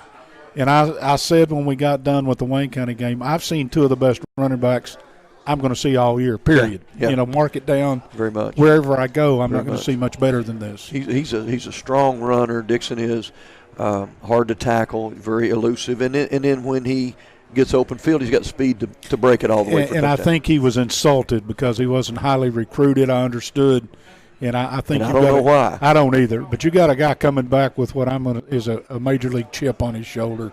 Be fun to watch. All right, Yeah. your team's got that to look forward to. Belfry is going to throw the football. Over and under is 5. Will they throw it 5 In times? warm-ups. In warm-ups, okay. Yeah. So they're going to line up and run the football at you. You talked about you being a smaller unit, people playing power football, smash football. That's what you're going to see Friday night. I have no doubt. Absolutely, and it's a great test for us because that's, as you said, that's what we're going to see, and that's what we need to see how we handle that type of team, because we've got some more of those on the schedule down the road that play that style. And there's 2 or 3 in your district that you're going to need to be able to play that style. Absolutely. So it's a great test for us. You know, it's an honor for us to play Belfry. We've played them 4 times over the years, long ago, and then last year we're 0-4. And all 4 games were at Belfry. This is the first time that Belfry's come to Pulaski, and we're honored for that. One of the storied programs in the mountains. Coach Philip Haywood is literally the winningest coach in America in high school football. Yes. Great man, a legend. He truly is a legend. Great respect for him, and it's an honor to coach against him. So, man, that ought to be a special night. Come on out, folks. Come on out and enjoy Make your it. plans. Come on. If you don't come out, shame on you. But if you don't come out, you can hear the entire game on LakeCumberlandSports.com. We've modified things a little bit. All you're going to do this year is just go on the web, go to LakeCumberlandSports.com, click. You're going to get the helmets pop up. You'll get to select the game you want. When you select it, it's going to be interactive. You're going to be able to go. You'll see the game or hear the game that's on, but you'll be able to scroll on out. In week 2, week 3, you'll be able to see the game from before the weeks and the stats. And it's a lot more nerd friendly this year. People like me even can figure that out. We're excited about that, too. You know, I hear, Mike, from people, former players, literally all over the world, that tune in and listen to the games, listen to you and Paul and Wayne Clark, the A-team, and watch the video, and they'll send us messages, and it's a wonderful thing. Guys in the military all over the world, as I said, former players live all over America, and that's neat. And let's do it this way. We can only do it because people like Buffalo Wings and Rings and all of our other sponsors make this happen. They're excited. I mean, you know, we're thanking people for having us out here tonight, and they're saying, no, thank you. This is exciting. This community supports sports, and we're just happy to be a part of it. So we're going to have to move. We've only got about 5 minutes left. I told you and I could talk all night. Let's just jump at your regular season schedule, just kind of run down. You got Wayne, Lincoln, Madison Southern. We travel to Wayne week 2, which ought to be a dandy. That ought to be a good one. Travel to Lincoln in week 3, and good to have them back on the schedule. Right. We played them for so many years, such a great rivalry. And they're going to have a really good football That's team. what I hear. That's going to be a dandy. Then we entertain Corbin, who's probably the number 1 team in 4A in the state. Yeah. They've got, at last count, I think 6 players that have been offered D1 scholarships. Oh, yeah, they're loaded. And so maybe the best Corbin team ever, I'm hearing out of the mountains, so that's going to be interesting. Madison Southern comes to Pulaski County. That's become a great rivalry. It is. Great game. You beat them last year without offense, but go ahead. We don't have time to go into that. We travel to Whitley County. Start our district schedule that next week. We'll travel to Whitley County. New coach. We will then have South Laurel at home. New coach. We will travel to North Laurel. Bell County comes to us, Wow. another mountain powerhouse. Why not pick up an easy team? Yeah, and then Another one that won't run at you and try to knock you off That's the line right. of scrimmage. And then we'll finish the season, of course, with crosstown rival Southwestern in the Don Franklin Bowl Yes. this year at Pulaski County, and that's going to be exciting. A little different twist on this. It's a youth league night. We're going to have the Pulaski County Youth League highlighted, and there's going to be a youth league game, the first game. I'm not real sure which of the two teams. We're going to have a team from the south and a team from the north get after it on the big stage, and then the second game, of course, will be Pulaski and Southwestern. Ought to be a great bowl night. If we can work that out, we may try to cover part of that, just to cover the youth. It ought to be- the it ought second to be a half of great it or night. something. It ought to be a Remind great me of night. that. We'll kick that around. All right, we got less than 5 minutes. You need to thank your coaching staff. You need to thank your boosters. And we probably ought to do that if you're planning on coming back next week. Well, just real quickly, the coaching staff, which I believe is probably the best staff we've ever had at Pulaski County. I'm thrilled with what they're doing. Bill Sharp returns as defensive coordinator, longtime head coach over at Russell County. We're glad to have him coaching outside linebackers. Jason Roberts is taking over the defensive line full-time and does a great job. Coach Stan Andrews, Sarge, O-line and D-line, does a great job there. Coach Godby's back. Stephen Godby on the offensive line does a terrific job there. Coach Phil Russell coaching the wide receivers. He's our passing game coordinator. Coach Cody Wesley takes over the DBs. David Seward, who's been with us a long time and coached a lot of positions, does a great job. He's coaching DBs and wide receivers and running backs. Jake New back with us as a defensive back coach and will help with our JV team. Young Matt Hendricks does a terrific job. Offensive coach coaching our tight ends, and he's also our JV coach, and we're glad to have those guys. Miss Katie Jackson's our team athletic trainer. Glad to have her back. We really appreciate Gordy Prather and what he does as our team chaplain. Thrilled to have Gordy around. Brian Miller, athletic director. Rodney McInich, principal. Dr. Pace, Dr. Jenkins, the whole crew. We're thrilled to have them, and we're thrilled to have all the folks that work in our booster club. Miss Julie Hornsby is our booster club president, and we can't do it with all the folks, the parents that work so hard, and we're proud of them. And thank you for all you do. Wow, I'm impressed. You didn't even breathe while you did that. No notes. You just Notes. give you another 20 years, you'll get pretty good at this, won't you?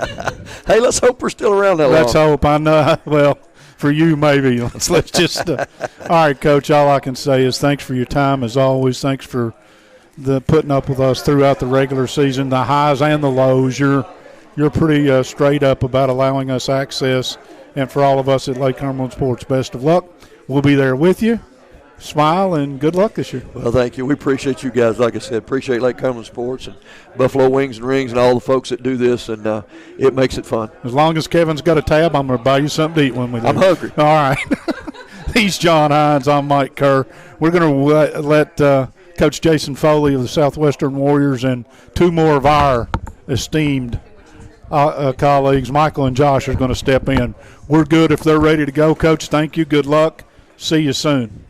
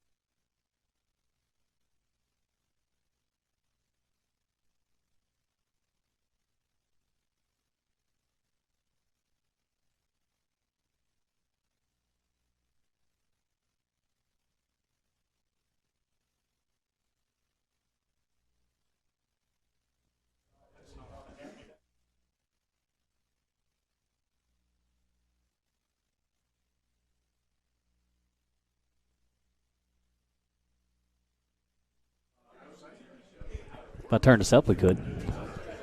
Check, check, check. You got me okay? Yeah, you got me? Yeah.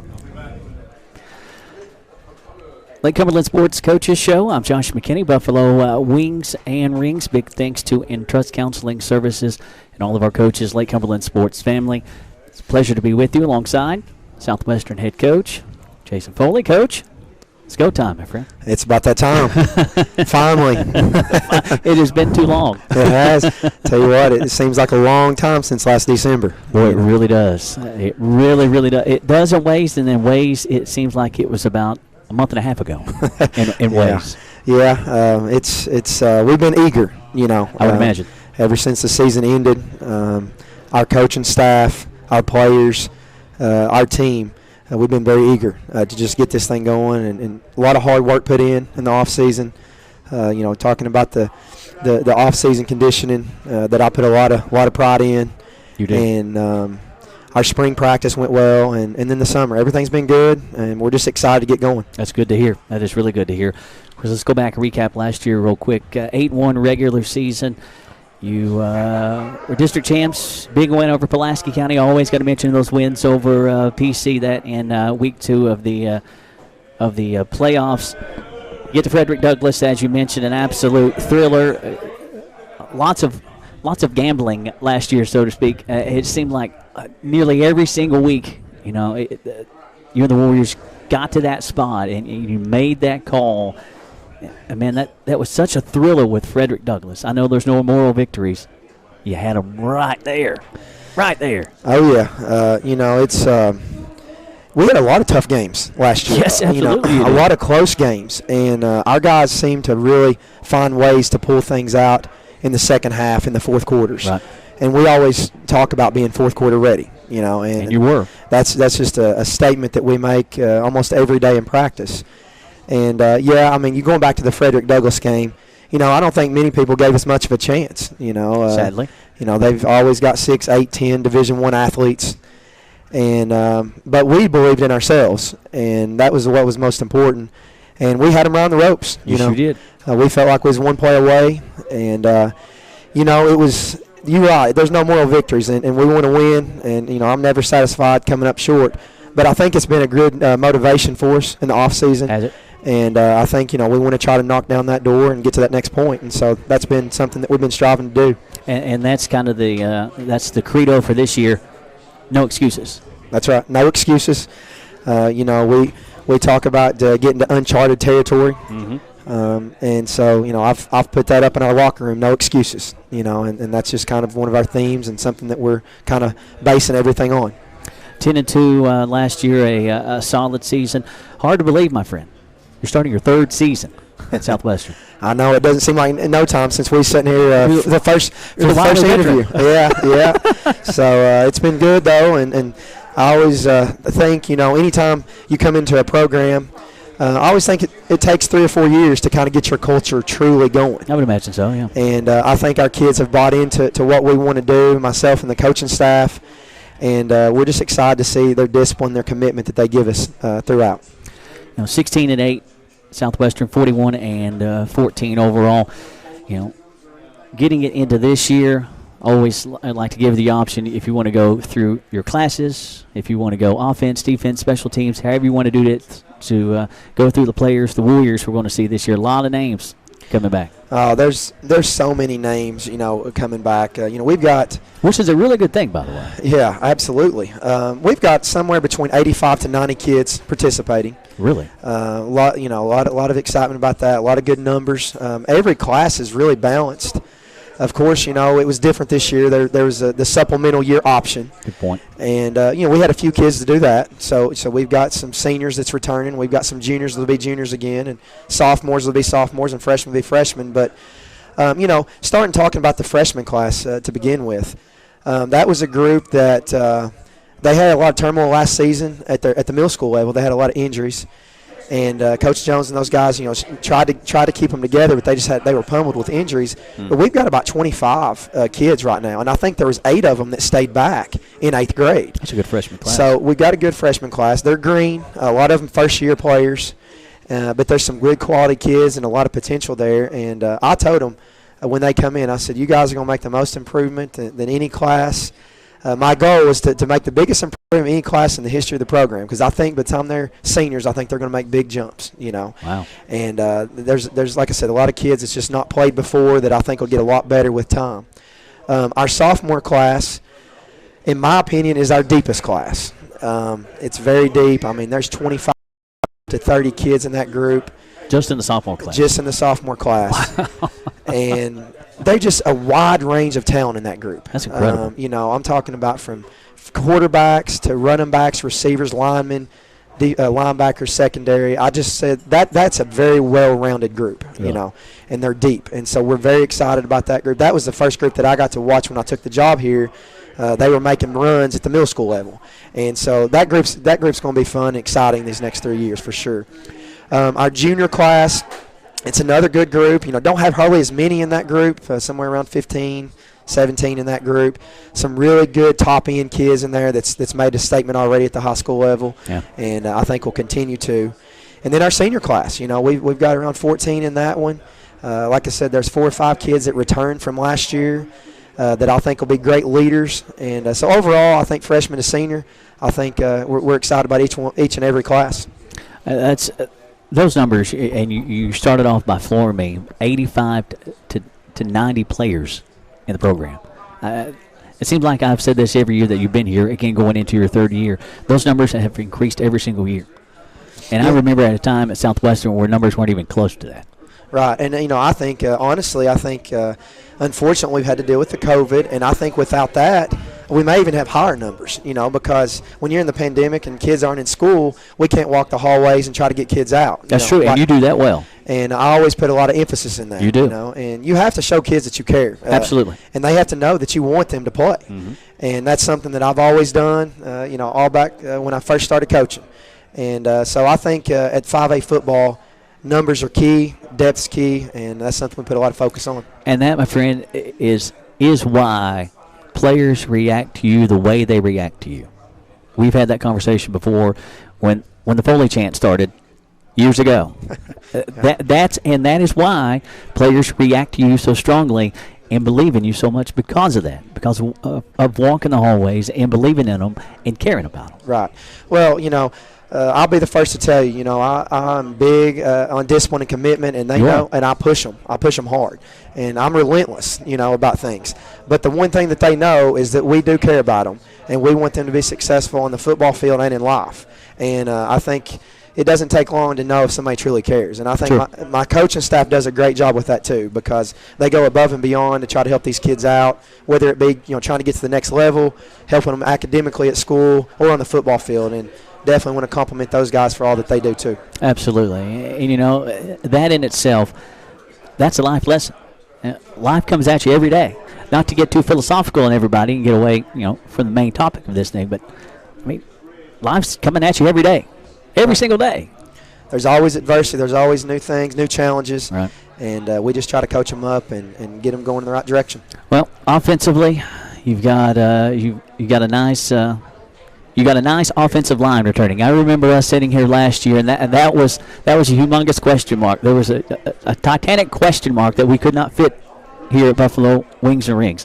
That offensive line, you couldn't have asked for more from that offensive line last year. My goodness, they came together. Yes, when we sat here last year, that was the question. You didn't know.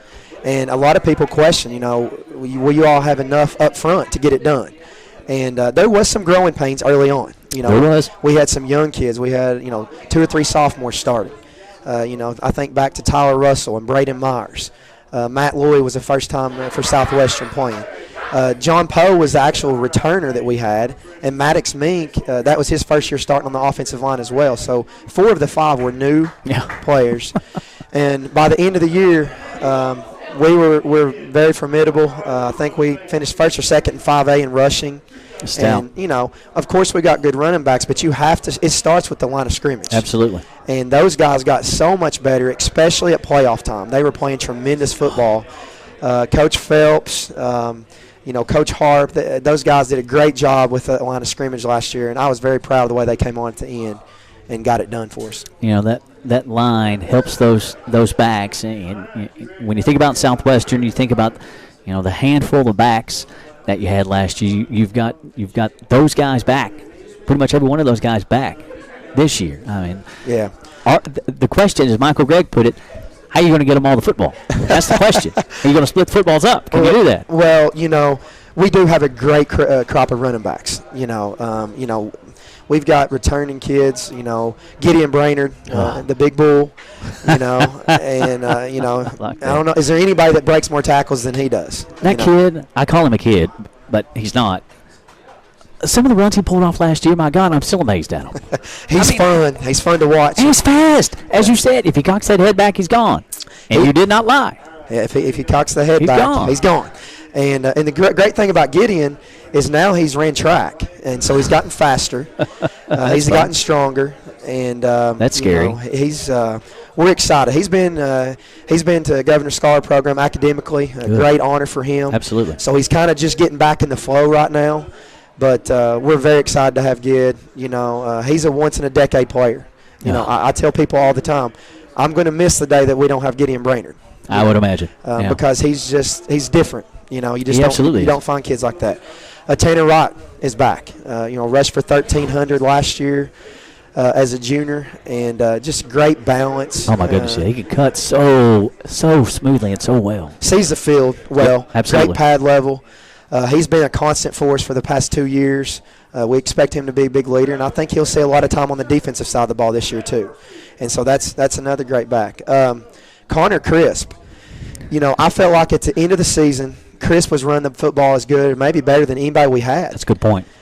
He was so hot at the end of the year. Oh, yeah. And I'm going back to the Pulaski County game, to the Frederick Douglass game. I mean, that kid was running, and he was hitting it hard. And so we're excited to have him back. He knows my offense so well. We do a lot of wildcat scenarios with him. Yeah. And so he's back and going. Christian Walden. Sophomore, and did he emerge or what at the end of the year? Oh, yes, he did. Absolutely. I mean, an incredible end of the season. That kid, he's tough as nails. You know, it's kind of unorthodox sometimes the way he runs, but he just finds the holes, finds the seams, and he's just got a want to like no other. And he's gotten better and better. Had a tremendous spring.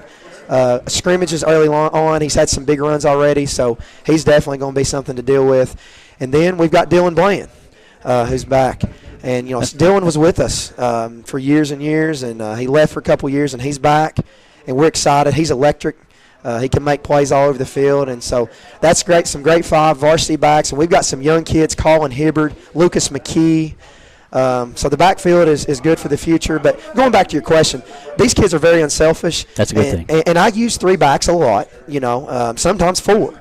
Why not? And so they're going to be on the field. They know they're going to play a lot of defense, and I think we'll be able to keep them fresh offensively to wear teams down, and I think it's going to be a good thing for us. Now the question mark, if there's a question mark on offense this year, it's the quarterback, but I'm not putting a big question mark on that because athlete-wise, you have got an athlete big-time quarterback in Mason Hibbert this year. Well, Mason Hibbert, you know, last year started the season. He did, yeah. You know, he won 3 games for us. He was 3-0. Of course, he's one of our, if not our very best overall athlete, you know, on both sides of the ball. He's got a tremendous concept of our offense, and so he knows everything that's going on. I expect big things out of him. You know, we can do a lot of things with him, a lot of read option, a lot of RPO type things. That's going to make my partner very happy. I know you're concerned with that, but well, you know, it'll be a different type of player back there than we've had the last 2 years. That's true. You know, Blake Burton, Chandler Crabtree, they did great things for us. Absolutely. And, you know, they were inexperienced. Both managed the position well. Did what you needed them to do. They did. They won us district championships. Absolutely. Got us to the region final. Absolutely. And, you know, I'm proud of those 2. Absolutely. But Mason, it's a different dimension with him, you know. And I will tell you, we've got 2 young kids, Colin Burton. He's a sophomore. He's a dual threat kid. Got a tremendous arm, great accuracy. He's looking good right now. Ryan Anderson, the incoming freshman, sees the field. You know, a true passer in the pocket. And so we're excited about our quarterback trio that we've got for now and in the future. And I think things are looking good there. Look at the receiving spot. You know what Mason can do receiving. You've got a young man that burst onto the scene last year, and Caden Hewitt. My goodness, some of the catches that Caden came up with last year were just unbelievable. Well, Caden, so athletic. His length is off the charts. Oh, dude. And what people don't realize is how young he is. Oh, yeah, he's really young. He's really young. He'll be a sophomore this year. But he really came on, you know, the Frederick Douglass game, 2 or 3 big catches to keep us in the game.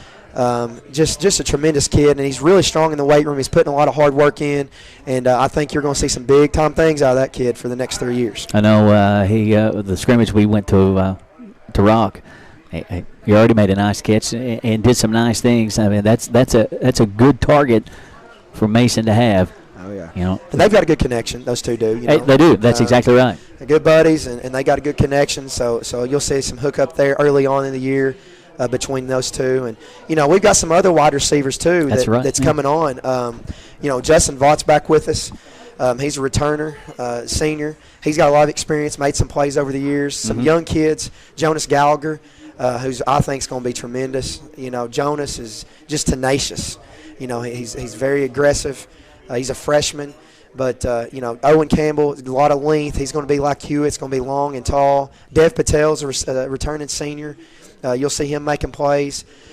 You may see guys like Connor Crisp and Colin Burton out there making plays in the slot some. You know, those guys can do that too. So we've got some depth. Caden Cunningham, he's a sophomore now. He's a long kid, long and tall. He's really looked good in the spring for us.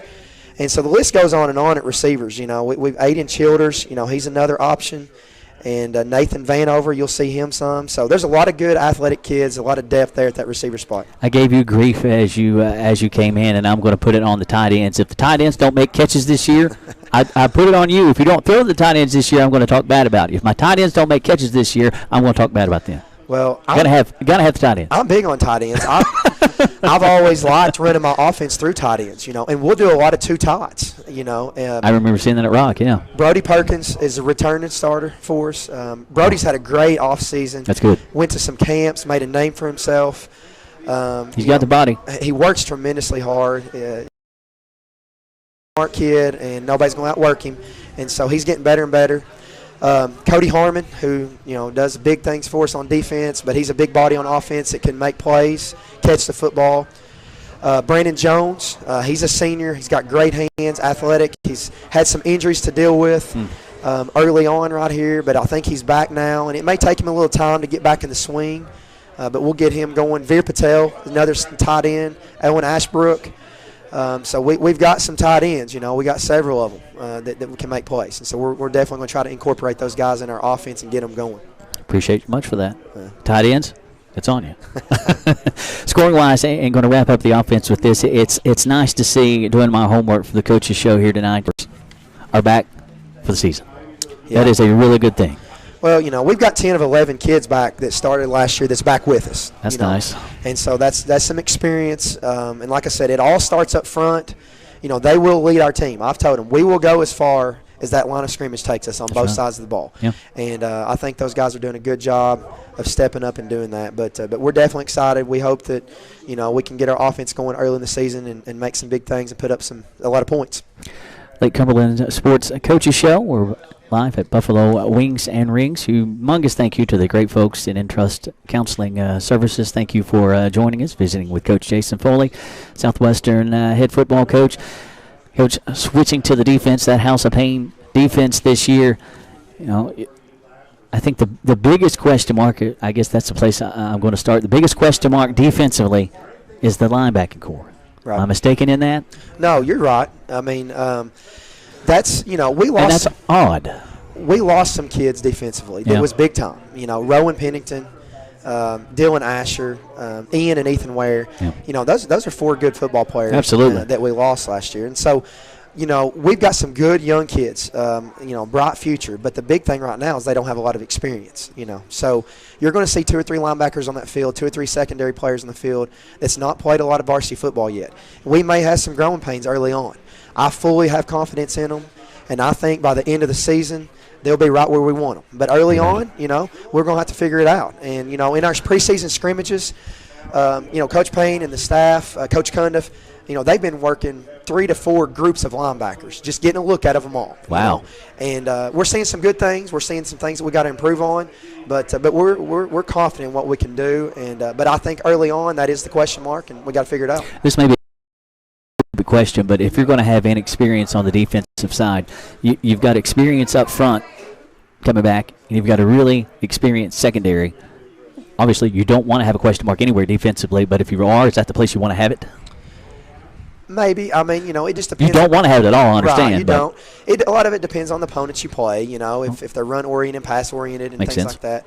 But it does. We do have a really good defensive line. I think we feel like that's going to be one of the strengths of our team. Mm-hmm. Starting with guys like Cody Harmon, Perkins, John Poe, Jadon Washington, Matt Loy has looked good early on. Nick Tucker, Maddox Mink is tremendous defensively. Mm-hmm. Colton Goff looks really good right now on the defensive side of the ball. That's good.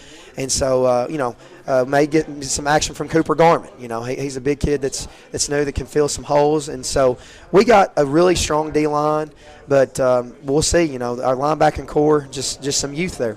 And that line was so good as the season went on, getting pressure on the football. They were so good getting in the backfield and creating havoc. Right. They were so good at that. And I think the thing that helps is we do have True. the course of a game. We can rotate kids, and they just keep coming at you.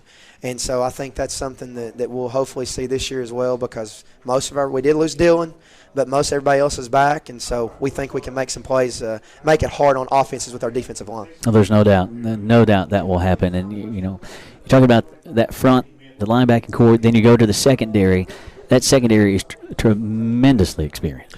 Yeah, we've got some good experience in the secondary. Of course, it starts with Mason Hibbard. Of course. He's the general. You took the words right out of my mouth, man. He makes the calls for us. Tremendous experience. He's been 2 years now under his belt, so that's big. J.J. Hutchinson come on big time last year.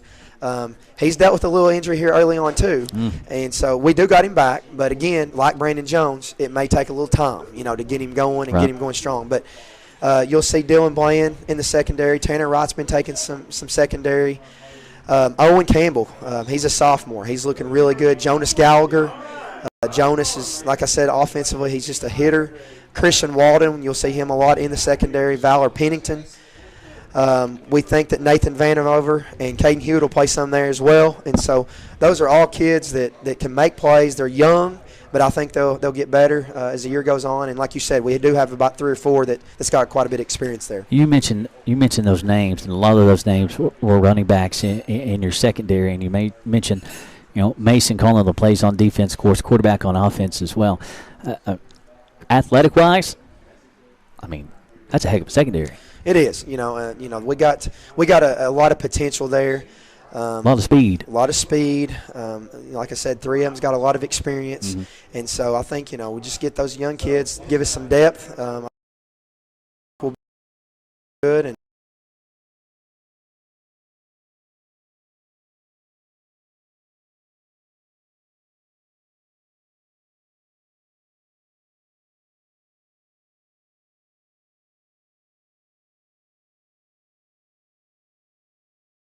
we'll get to those guys because I know you can't do it alone.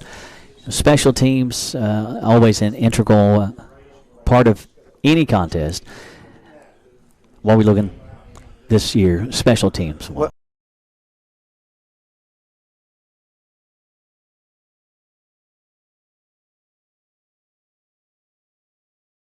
emphasis, he's been special teams with Wayne County for a few years. That's right. And so he's working our special teams. I'm big on special teams, and I know a lot of coaches say that, but we truly try to put a lot of emphasis and practice on it. It's a third of the game. Absolutely, that's right. And I think our special teams are going to be good. We've got the punters back. Connor Crisp, he's had the leg for a couple years now. He can boom them, yeah. And so he's back. Cody Harmon's got the ability to punt. Nathan Vanover, we got some good punters. Kicking game, Caleb Moore, he's getting better and better. We go in, and he really had never kicked a football before. Really? And he's gotten a lot better. That's good. So, and we think we can put the athletes out there to cover and make plays. Kickoff returners, with our backs that we got, receivers, we can put some guys back there that's lethal. And so I think, it'll be dangerous for teams to kick to us. Absolutely. And Speaks is a great add to your coaching staff. Big College at EKU, if there's a bad snap, I know who we're going to go talk to. Yeah, and he does. He has a lot of experience, playing at EKU. He was a long snapper. That's right, yeah. And so he's doing a great job, and I'm excied to have him on board with us, and can't say enough about him. Last year I mistakenly thought, had a lot of trust in your kicker. But you told me, and again, that was misguided, you liked your matchups going for the 2-point conversions. Seemed like more often than not last year you went for 2-point conversions. We did go for 2 a lot last year, And why not? Right. I mean, playing the percentage game, we were pretty successful with it. Absolutely you were. And if you're getting it 70-80% of the time, Why not? You're probably better off to do it that way. True. And but I do think Caleb, he was new last year as far as that goes, and he's really shown early on the summer that he's got the ability to make some kicks. That's good to hear. So, and he came along as the season went along last year. right, and he's put a lot of work in to get better. You still got that gambling streak in you, though. That gambler. And that's the thing about you, knowing the situation and having a feel for the game. Is this the time to do it? Is this the time not to do it? Right. You just got to. I mean, as a play caller, and I've always been heavily offense-oriented as far as play calling and goes, but I've always tried to put myself in the feel of the game, in the course of the game. You do that well. And I think anytime you're calling plays, you've got to have trust in your kids, but you got to have that feel. And I think a lot of times I just have confidence that they could get it done, and they usually do. And I'm going to bounce around on you here. You mentioned Connor having the hot hand late last year. Thank you for getting him the football when he's got the hot hand. A lot of coaches don't want to do that. It's like in basketball when kids got a hot hand, they go away from him. Right. Why are you doing that? He's got the hot hand. Connor had the hot hand last year. That's knowing the game, understanding. Feed the hot hand. Absolutely. That's what you'll see this year. I think we've mentioned our 4 or 5 kids that can run the football. If they get hot, we're going to give it to them. And we're going to keep it going. And I've always been a believer in that. It's good to hear that those guys have such a great camaraderie, and are not jealous of one another. It's all. That's right. That's a good thing. It's the Warriors. Absolutely. We preach family, brotherhood, and I really, truly believe this group is a tight-knit group, and I think you'll see that displayed on the field this year. We certainly hope so. Certainly hope so. No, you can't do it alone. You mentioned a couple of coaches, some old faces, not calling them old, some old faces, some new faces on the staff as well. Tell us about your coaching staff. Well, I'll start with my defensive coaches. Mark Payne, he and I have now been together. Let's see, this will be our 5th year together at the high school level. Oh, you're like an old married couple now. And, we worked together years ago, back when I was coaching middle school football, and Mark was too. We started together at the FBU All-Star teams. Really? And we connected there and had a great rapport. I think we both believe in the same things. Yep. And we, can't say enough about Coach Payne. I've said it before.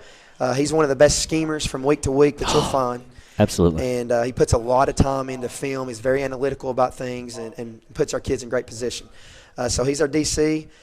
Like I said, defensive line, Cody Harp. He's in his 2nd year, and very excited about Cody. He has a great discipline about him.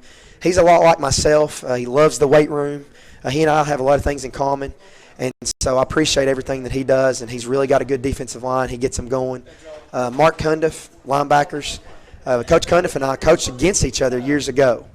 And I love him because he's disciplined. He's a no-nonsense guy, and we needed that, at the varsity level this year. Good point. So does a good job. Jack Herron's going to help with the secondary a lot. He's a young kid that I actually coached years ago, and he knows Coach Payne and I's system very well, and so we're excited to have Jack helping us out with that. On the offensive side of the ball, Coach Phelps, a lot of people know him as Coach Tank. Yep. And he gets mad at me because I say Coach Phelps, He wants to be called Coach Tank. Does he really? And, so I'll refer to him as Coach Tank, but it's Peyton Phelps. And he's been with me now for the 3rd year, knows my system very well. Yeah. And so he's predominantly working with our varsity line, centers and guards a lot. Coach Speaks will be helping with tackles and tight ends a lot this year, along with special teams. And so we've already talked about him. Running backs, Tony Dixon. Wow. And what a valuable asset to have. Yeah. Played in the SEC. Played in the SEC, hey, Kentucky. Not bad. Not bad. He's got all kinds of experience, weight room, speed training. Does a great job with our backfield. And he and I really are connected. We're both running backs. I'm a former running back, and so he and I have a good rapport. And I really go to him a lot about things and ask him, and so we have a good connection. Matt Norris works our wide receivers. He and I go back. Even when I was at Taylor County years ago, that's when we started coaching together. And he came with me to Southwestern, And he works our wide receivers, and he's really gotten better and better working with what I want to do offensively this year, and he's working them hard, and appreciate everything that Coach Norris does. Trying to think, I don't leave anybody out offensively. Our JV coaches, Eric Minton, Tim Lloyd, Tate Morris, those three, we've actually separate a lot, and they go work the JV guys in the freshman team, and got a lot of confidence in each one of them. Coach Minton's been with me the longest. This will be our 15th year together coaching, and I trust him. Speaking of old married couples. Yeah, we were great friends in high school. And, like I said, we've been together now for 15 years. Wow. And he knows my offense through and through, and he'll run that JV offense. Tim Lloyd will be working the line of scrimmage, especially offensively. And he actually coached me when I was in youth league back in when I was in Russell County years ago. And so, have a lot of respect for Coach Lloyd. And then Tate Morris is another kid that I coach, and he's young and he's learning and he's doing a great job. And so excited to have him. Adam Childress helps us from time to time. He can't be there all the time, but he definitely helps. Ray Walton works with quarterbacks when he can. He comes in and out. He's got a normal job through the week, but he helps us a lot of days and talking to the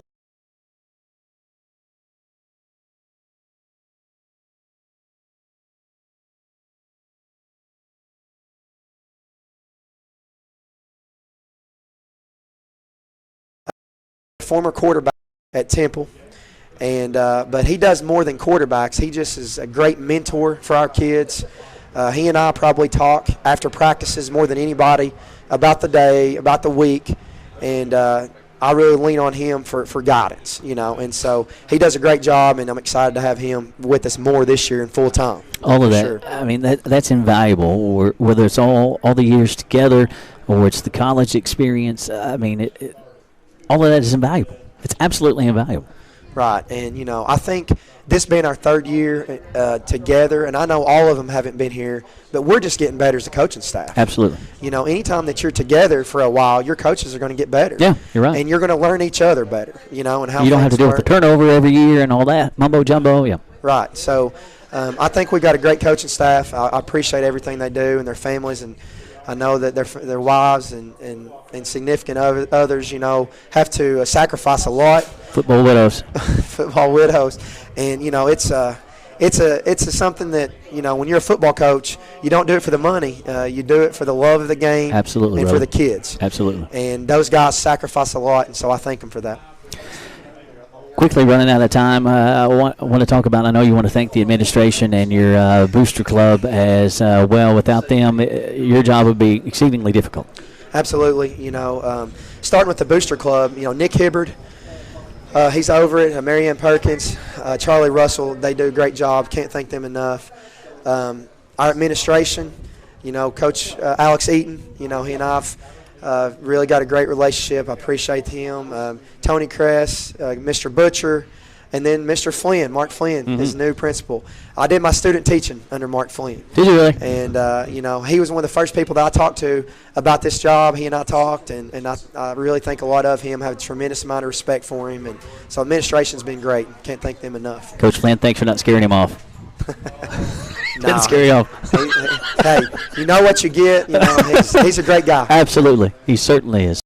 Having an administration supports you, it's invaluable. I know I've used that word a ton, but it absolutely is. They can make your life, you know what? I mean, they really can. They can make it difficult to do what you want to do, and you don't have to deal with that, thankfully. Right. I mean, they're extremely supportive, They love sports. Absolutely. And they love the kids just like we do. Absolutely. And so it's been great. And like I said, thank them for everything that they do. We got about 5 minutes left. Looking at the slate, you get it rolling this Friday night at home at the reservation against Madison Southern. It's a good way to start. Yeah, well, Madison Southern, I think a lot of people don't realize how good they are. I talked to their head coach, back over the weekend, and he said, Coach Foley, he said, I'm hearing about these other games across the state. He said, I don't think people realize how big of a game this is. Mm-hmm. We've both been to the region final 2 years in a row. Absolutely. We could have very easily met last year if things had worked out just a little differently in the region final. they've got a lot of returning kids. Someone told me the other day, I'd have to double check, that they've got 18 of 22 players that started for them back playing. Dang. And like I said, they're a region final contender. They were? Again. Last year they were region finalists, and they actually had to pull out of the playoffs and didn't even get to play their region championship game. And so that's a good team. I know they're good. And this early in the season, there's a lot of things can happen. Absolutely. You're not going to be sharp like you will be mid-season. Yeah. So turnovers, different things can play in, and we know our work's cut out for us. You got West Jess after that on the road. Simon Kenton on a Saturday. Right, it's on Saturday. I'm glad you pointed that out to me so I didn't show up at the reservation on Friday. Yeah. Then you go to Mercer, Lincoln. Then you get the district slate. North Laurel, Whitley, South Laurel, Pulaski finishing up the district slate, and you run out the regular season with Madison Central. It's a very tough schedule. Absolutely it is. And we have trouble scheduling games, to be honest. There's 3 or 4 teams that had been on our schedule for years that didn't want to play this year, and I think that's a credit to our kids. It is what they did on Absolutely. the field. And but we don't back down from anybody. I like playing a tough schedule. I think if you got too soft of a schedule, it'll hurt you at playoff time. It will. And so even if you don't want to lose, but if you do lose 1 or 2 along the way, hopefully it prepares you along the way. And so we're looking forward to every game's going to be a challenge. Our district is extremely tough. Pulaski's always Pulaski. Absolutely. They've got great kids, Absolutely. great coaches, and they're going to do a good job. They're going to be ready. North Laurel is going to be the team that's up and coming. They got one of the best sophomore classes in the state. Yeah. South Laurel's got Jeff Irwin now, who's been at Whitley the last 2 years, so he's going to do a great job getting South Laurel turned around. That's a good get for South. Oh, yeah, and Jeff does a good job. He's disciplined and gets those guys playing. So you'll see improvement from South Laurel pretty quick. And then Whitley County, it's kind of unknown. New coach, new system, so we'll see what they got. You're talking about that and all the consistency with you and your coaching staff. Kind of, and not picking on Whitley, but just brought them up in the change in coaching staff. It seemed like they've been through that, 3-4 times in the last decade or so, maybe? They have. They've had a lot of coaching turnover. And that's tough. And it takes time. Absolutely, like I said, it does. 3 or 4 years at least to get your culture going. And so that is going to be a little challenge for them. Well, that's kind of where you are now, starting your 3rd season at Southwestern. I know a lot of things expected this year, and I think you and your guys are leading the charge of what you expect. Uncharted territory, no excuses. That's kind of what we pride ourselves on, and nobody will ever put any more expectations on us than I put on myself. I have high expectations. You do, but that's okay. And I tell our kids that. I'm going to strive to be the best always, and I want them to be the best. And we have expectations because we expect to be a solid football team. I do think that we've with new pieces. You've always got some injuries early on in the season that maybe takes you a little time to put the puzzle pieces together. But I think that the puzzle's there. We just got to put it together. It may take us mid-season to really get clicking or late in the year, but I think the potential's there. The potential is certainly there, and I know the expectations, again, are high, and there's no reason whatsoever those expectations in that uncharted territory can't be seen this year. Well, there's no reason. That's our goal, and I've said, we want to do things at Southwestern that's never been done, and that's my goal. And that was my goal from day one, whether that's this year, next year, whenever, but that is our goal. And, we're going to keep trying to knock down those doors. And we hope we get back to that region title again and hopefully can knock it down. I've asked so many questions. You've been right on as always. Any final thoughts before we get you out of here? No, I just, I want to thank all of Warrior Nation. They've been so supportive. We had a Meet the Warriors last Friday night, and there was a bunch of people there. There's a lot of excitement. I'm telling you. In the community. There's a big buzz, and we want to invite everyone out, to watch this year.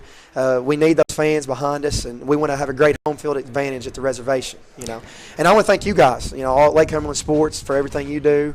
Josh, Michael, and everybody that's involved. We really appreciate all of you guys. Coach, we appreciate you very much. You always are so kind with your time and info and taking the time for us after a football game, whether it goes your way or whether it doesn't go the Warriors' way, this, that, and the other. Man, it is an absolute privilege to call you a friend and get to be around you and your program and looking for big things this year. And I know I jack with you all the time saying, man, we're ready. Brother, we were ready. We were ready to rock and roll. And and the turnout that you all brought with you tonight for Southwestern, that shows how much excitement there is. And again, not taking shots, but there have been times in this program where the support has not been there. Right, and it's a collective team effort. Like you said, all the way from administration, coaches, players, and the fans, the parents buying in, and I think we've got a big buy-in right now, and we're just going to keep building and try to keep climbing that ladder. Coach, good luck. Go get them. We'll see you Friday night. Thank you. Look forward to it. Looking forward to it. Coach Jason Foley, Southwestern Warriors, Lake Cumberland Sports Coaches Show. Big thank you to Buffalo Wings and Rings and Trust Counseling Services, all of our coaches, Coach Lucas, Coach Hines, Foley, all of our Lake Cumberland sports team, my partner Michael Gregg, Kevin and Kelly Loy, Mike Kerr, Pat Jeremiah, and all the Lake Cumberland sports team. We look forward to bringing you coverage of high school football on Lake Cumberland Sports.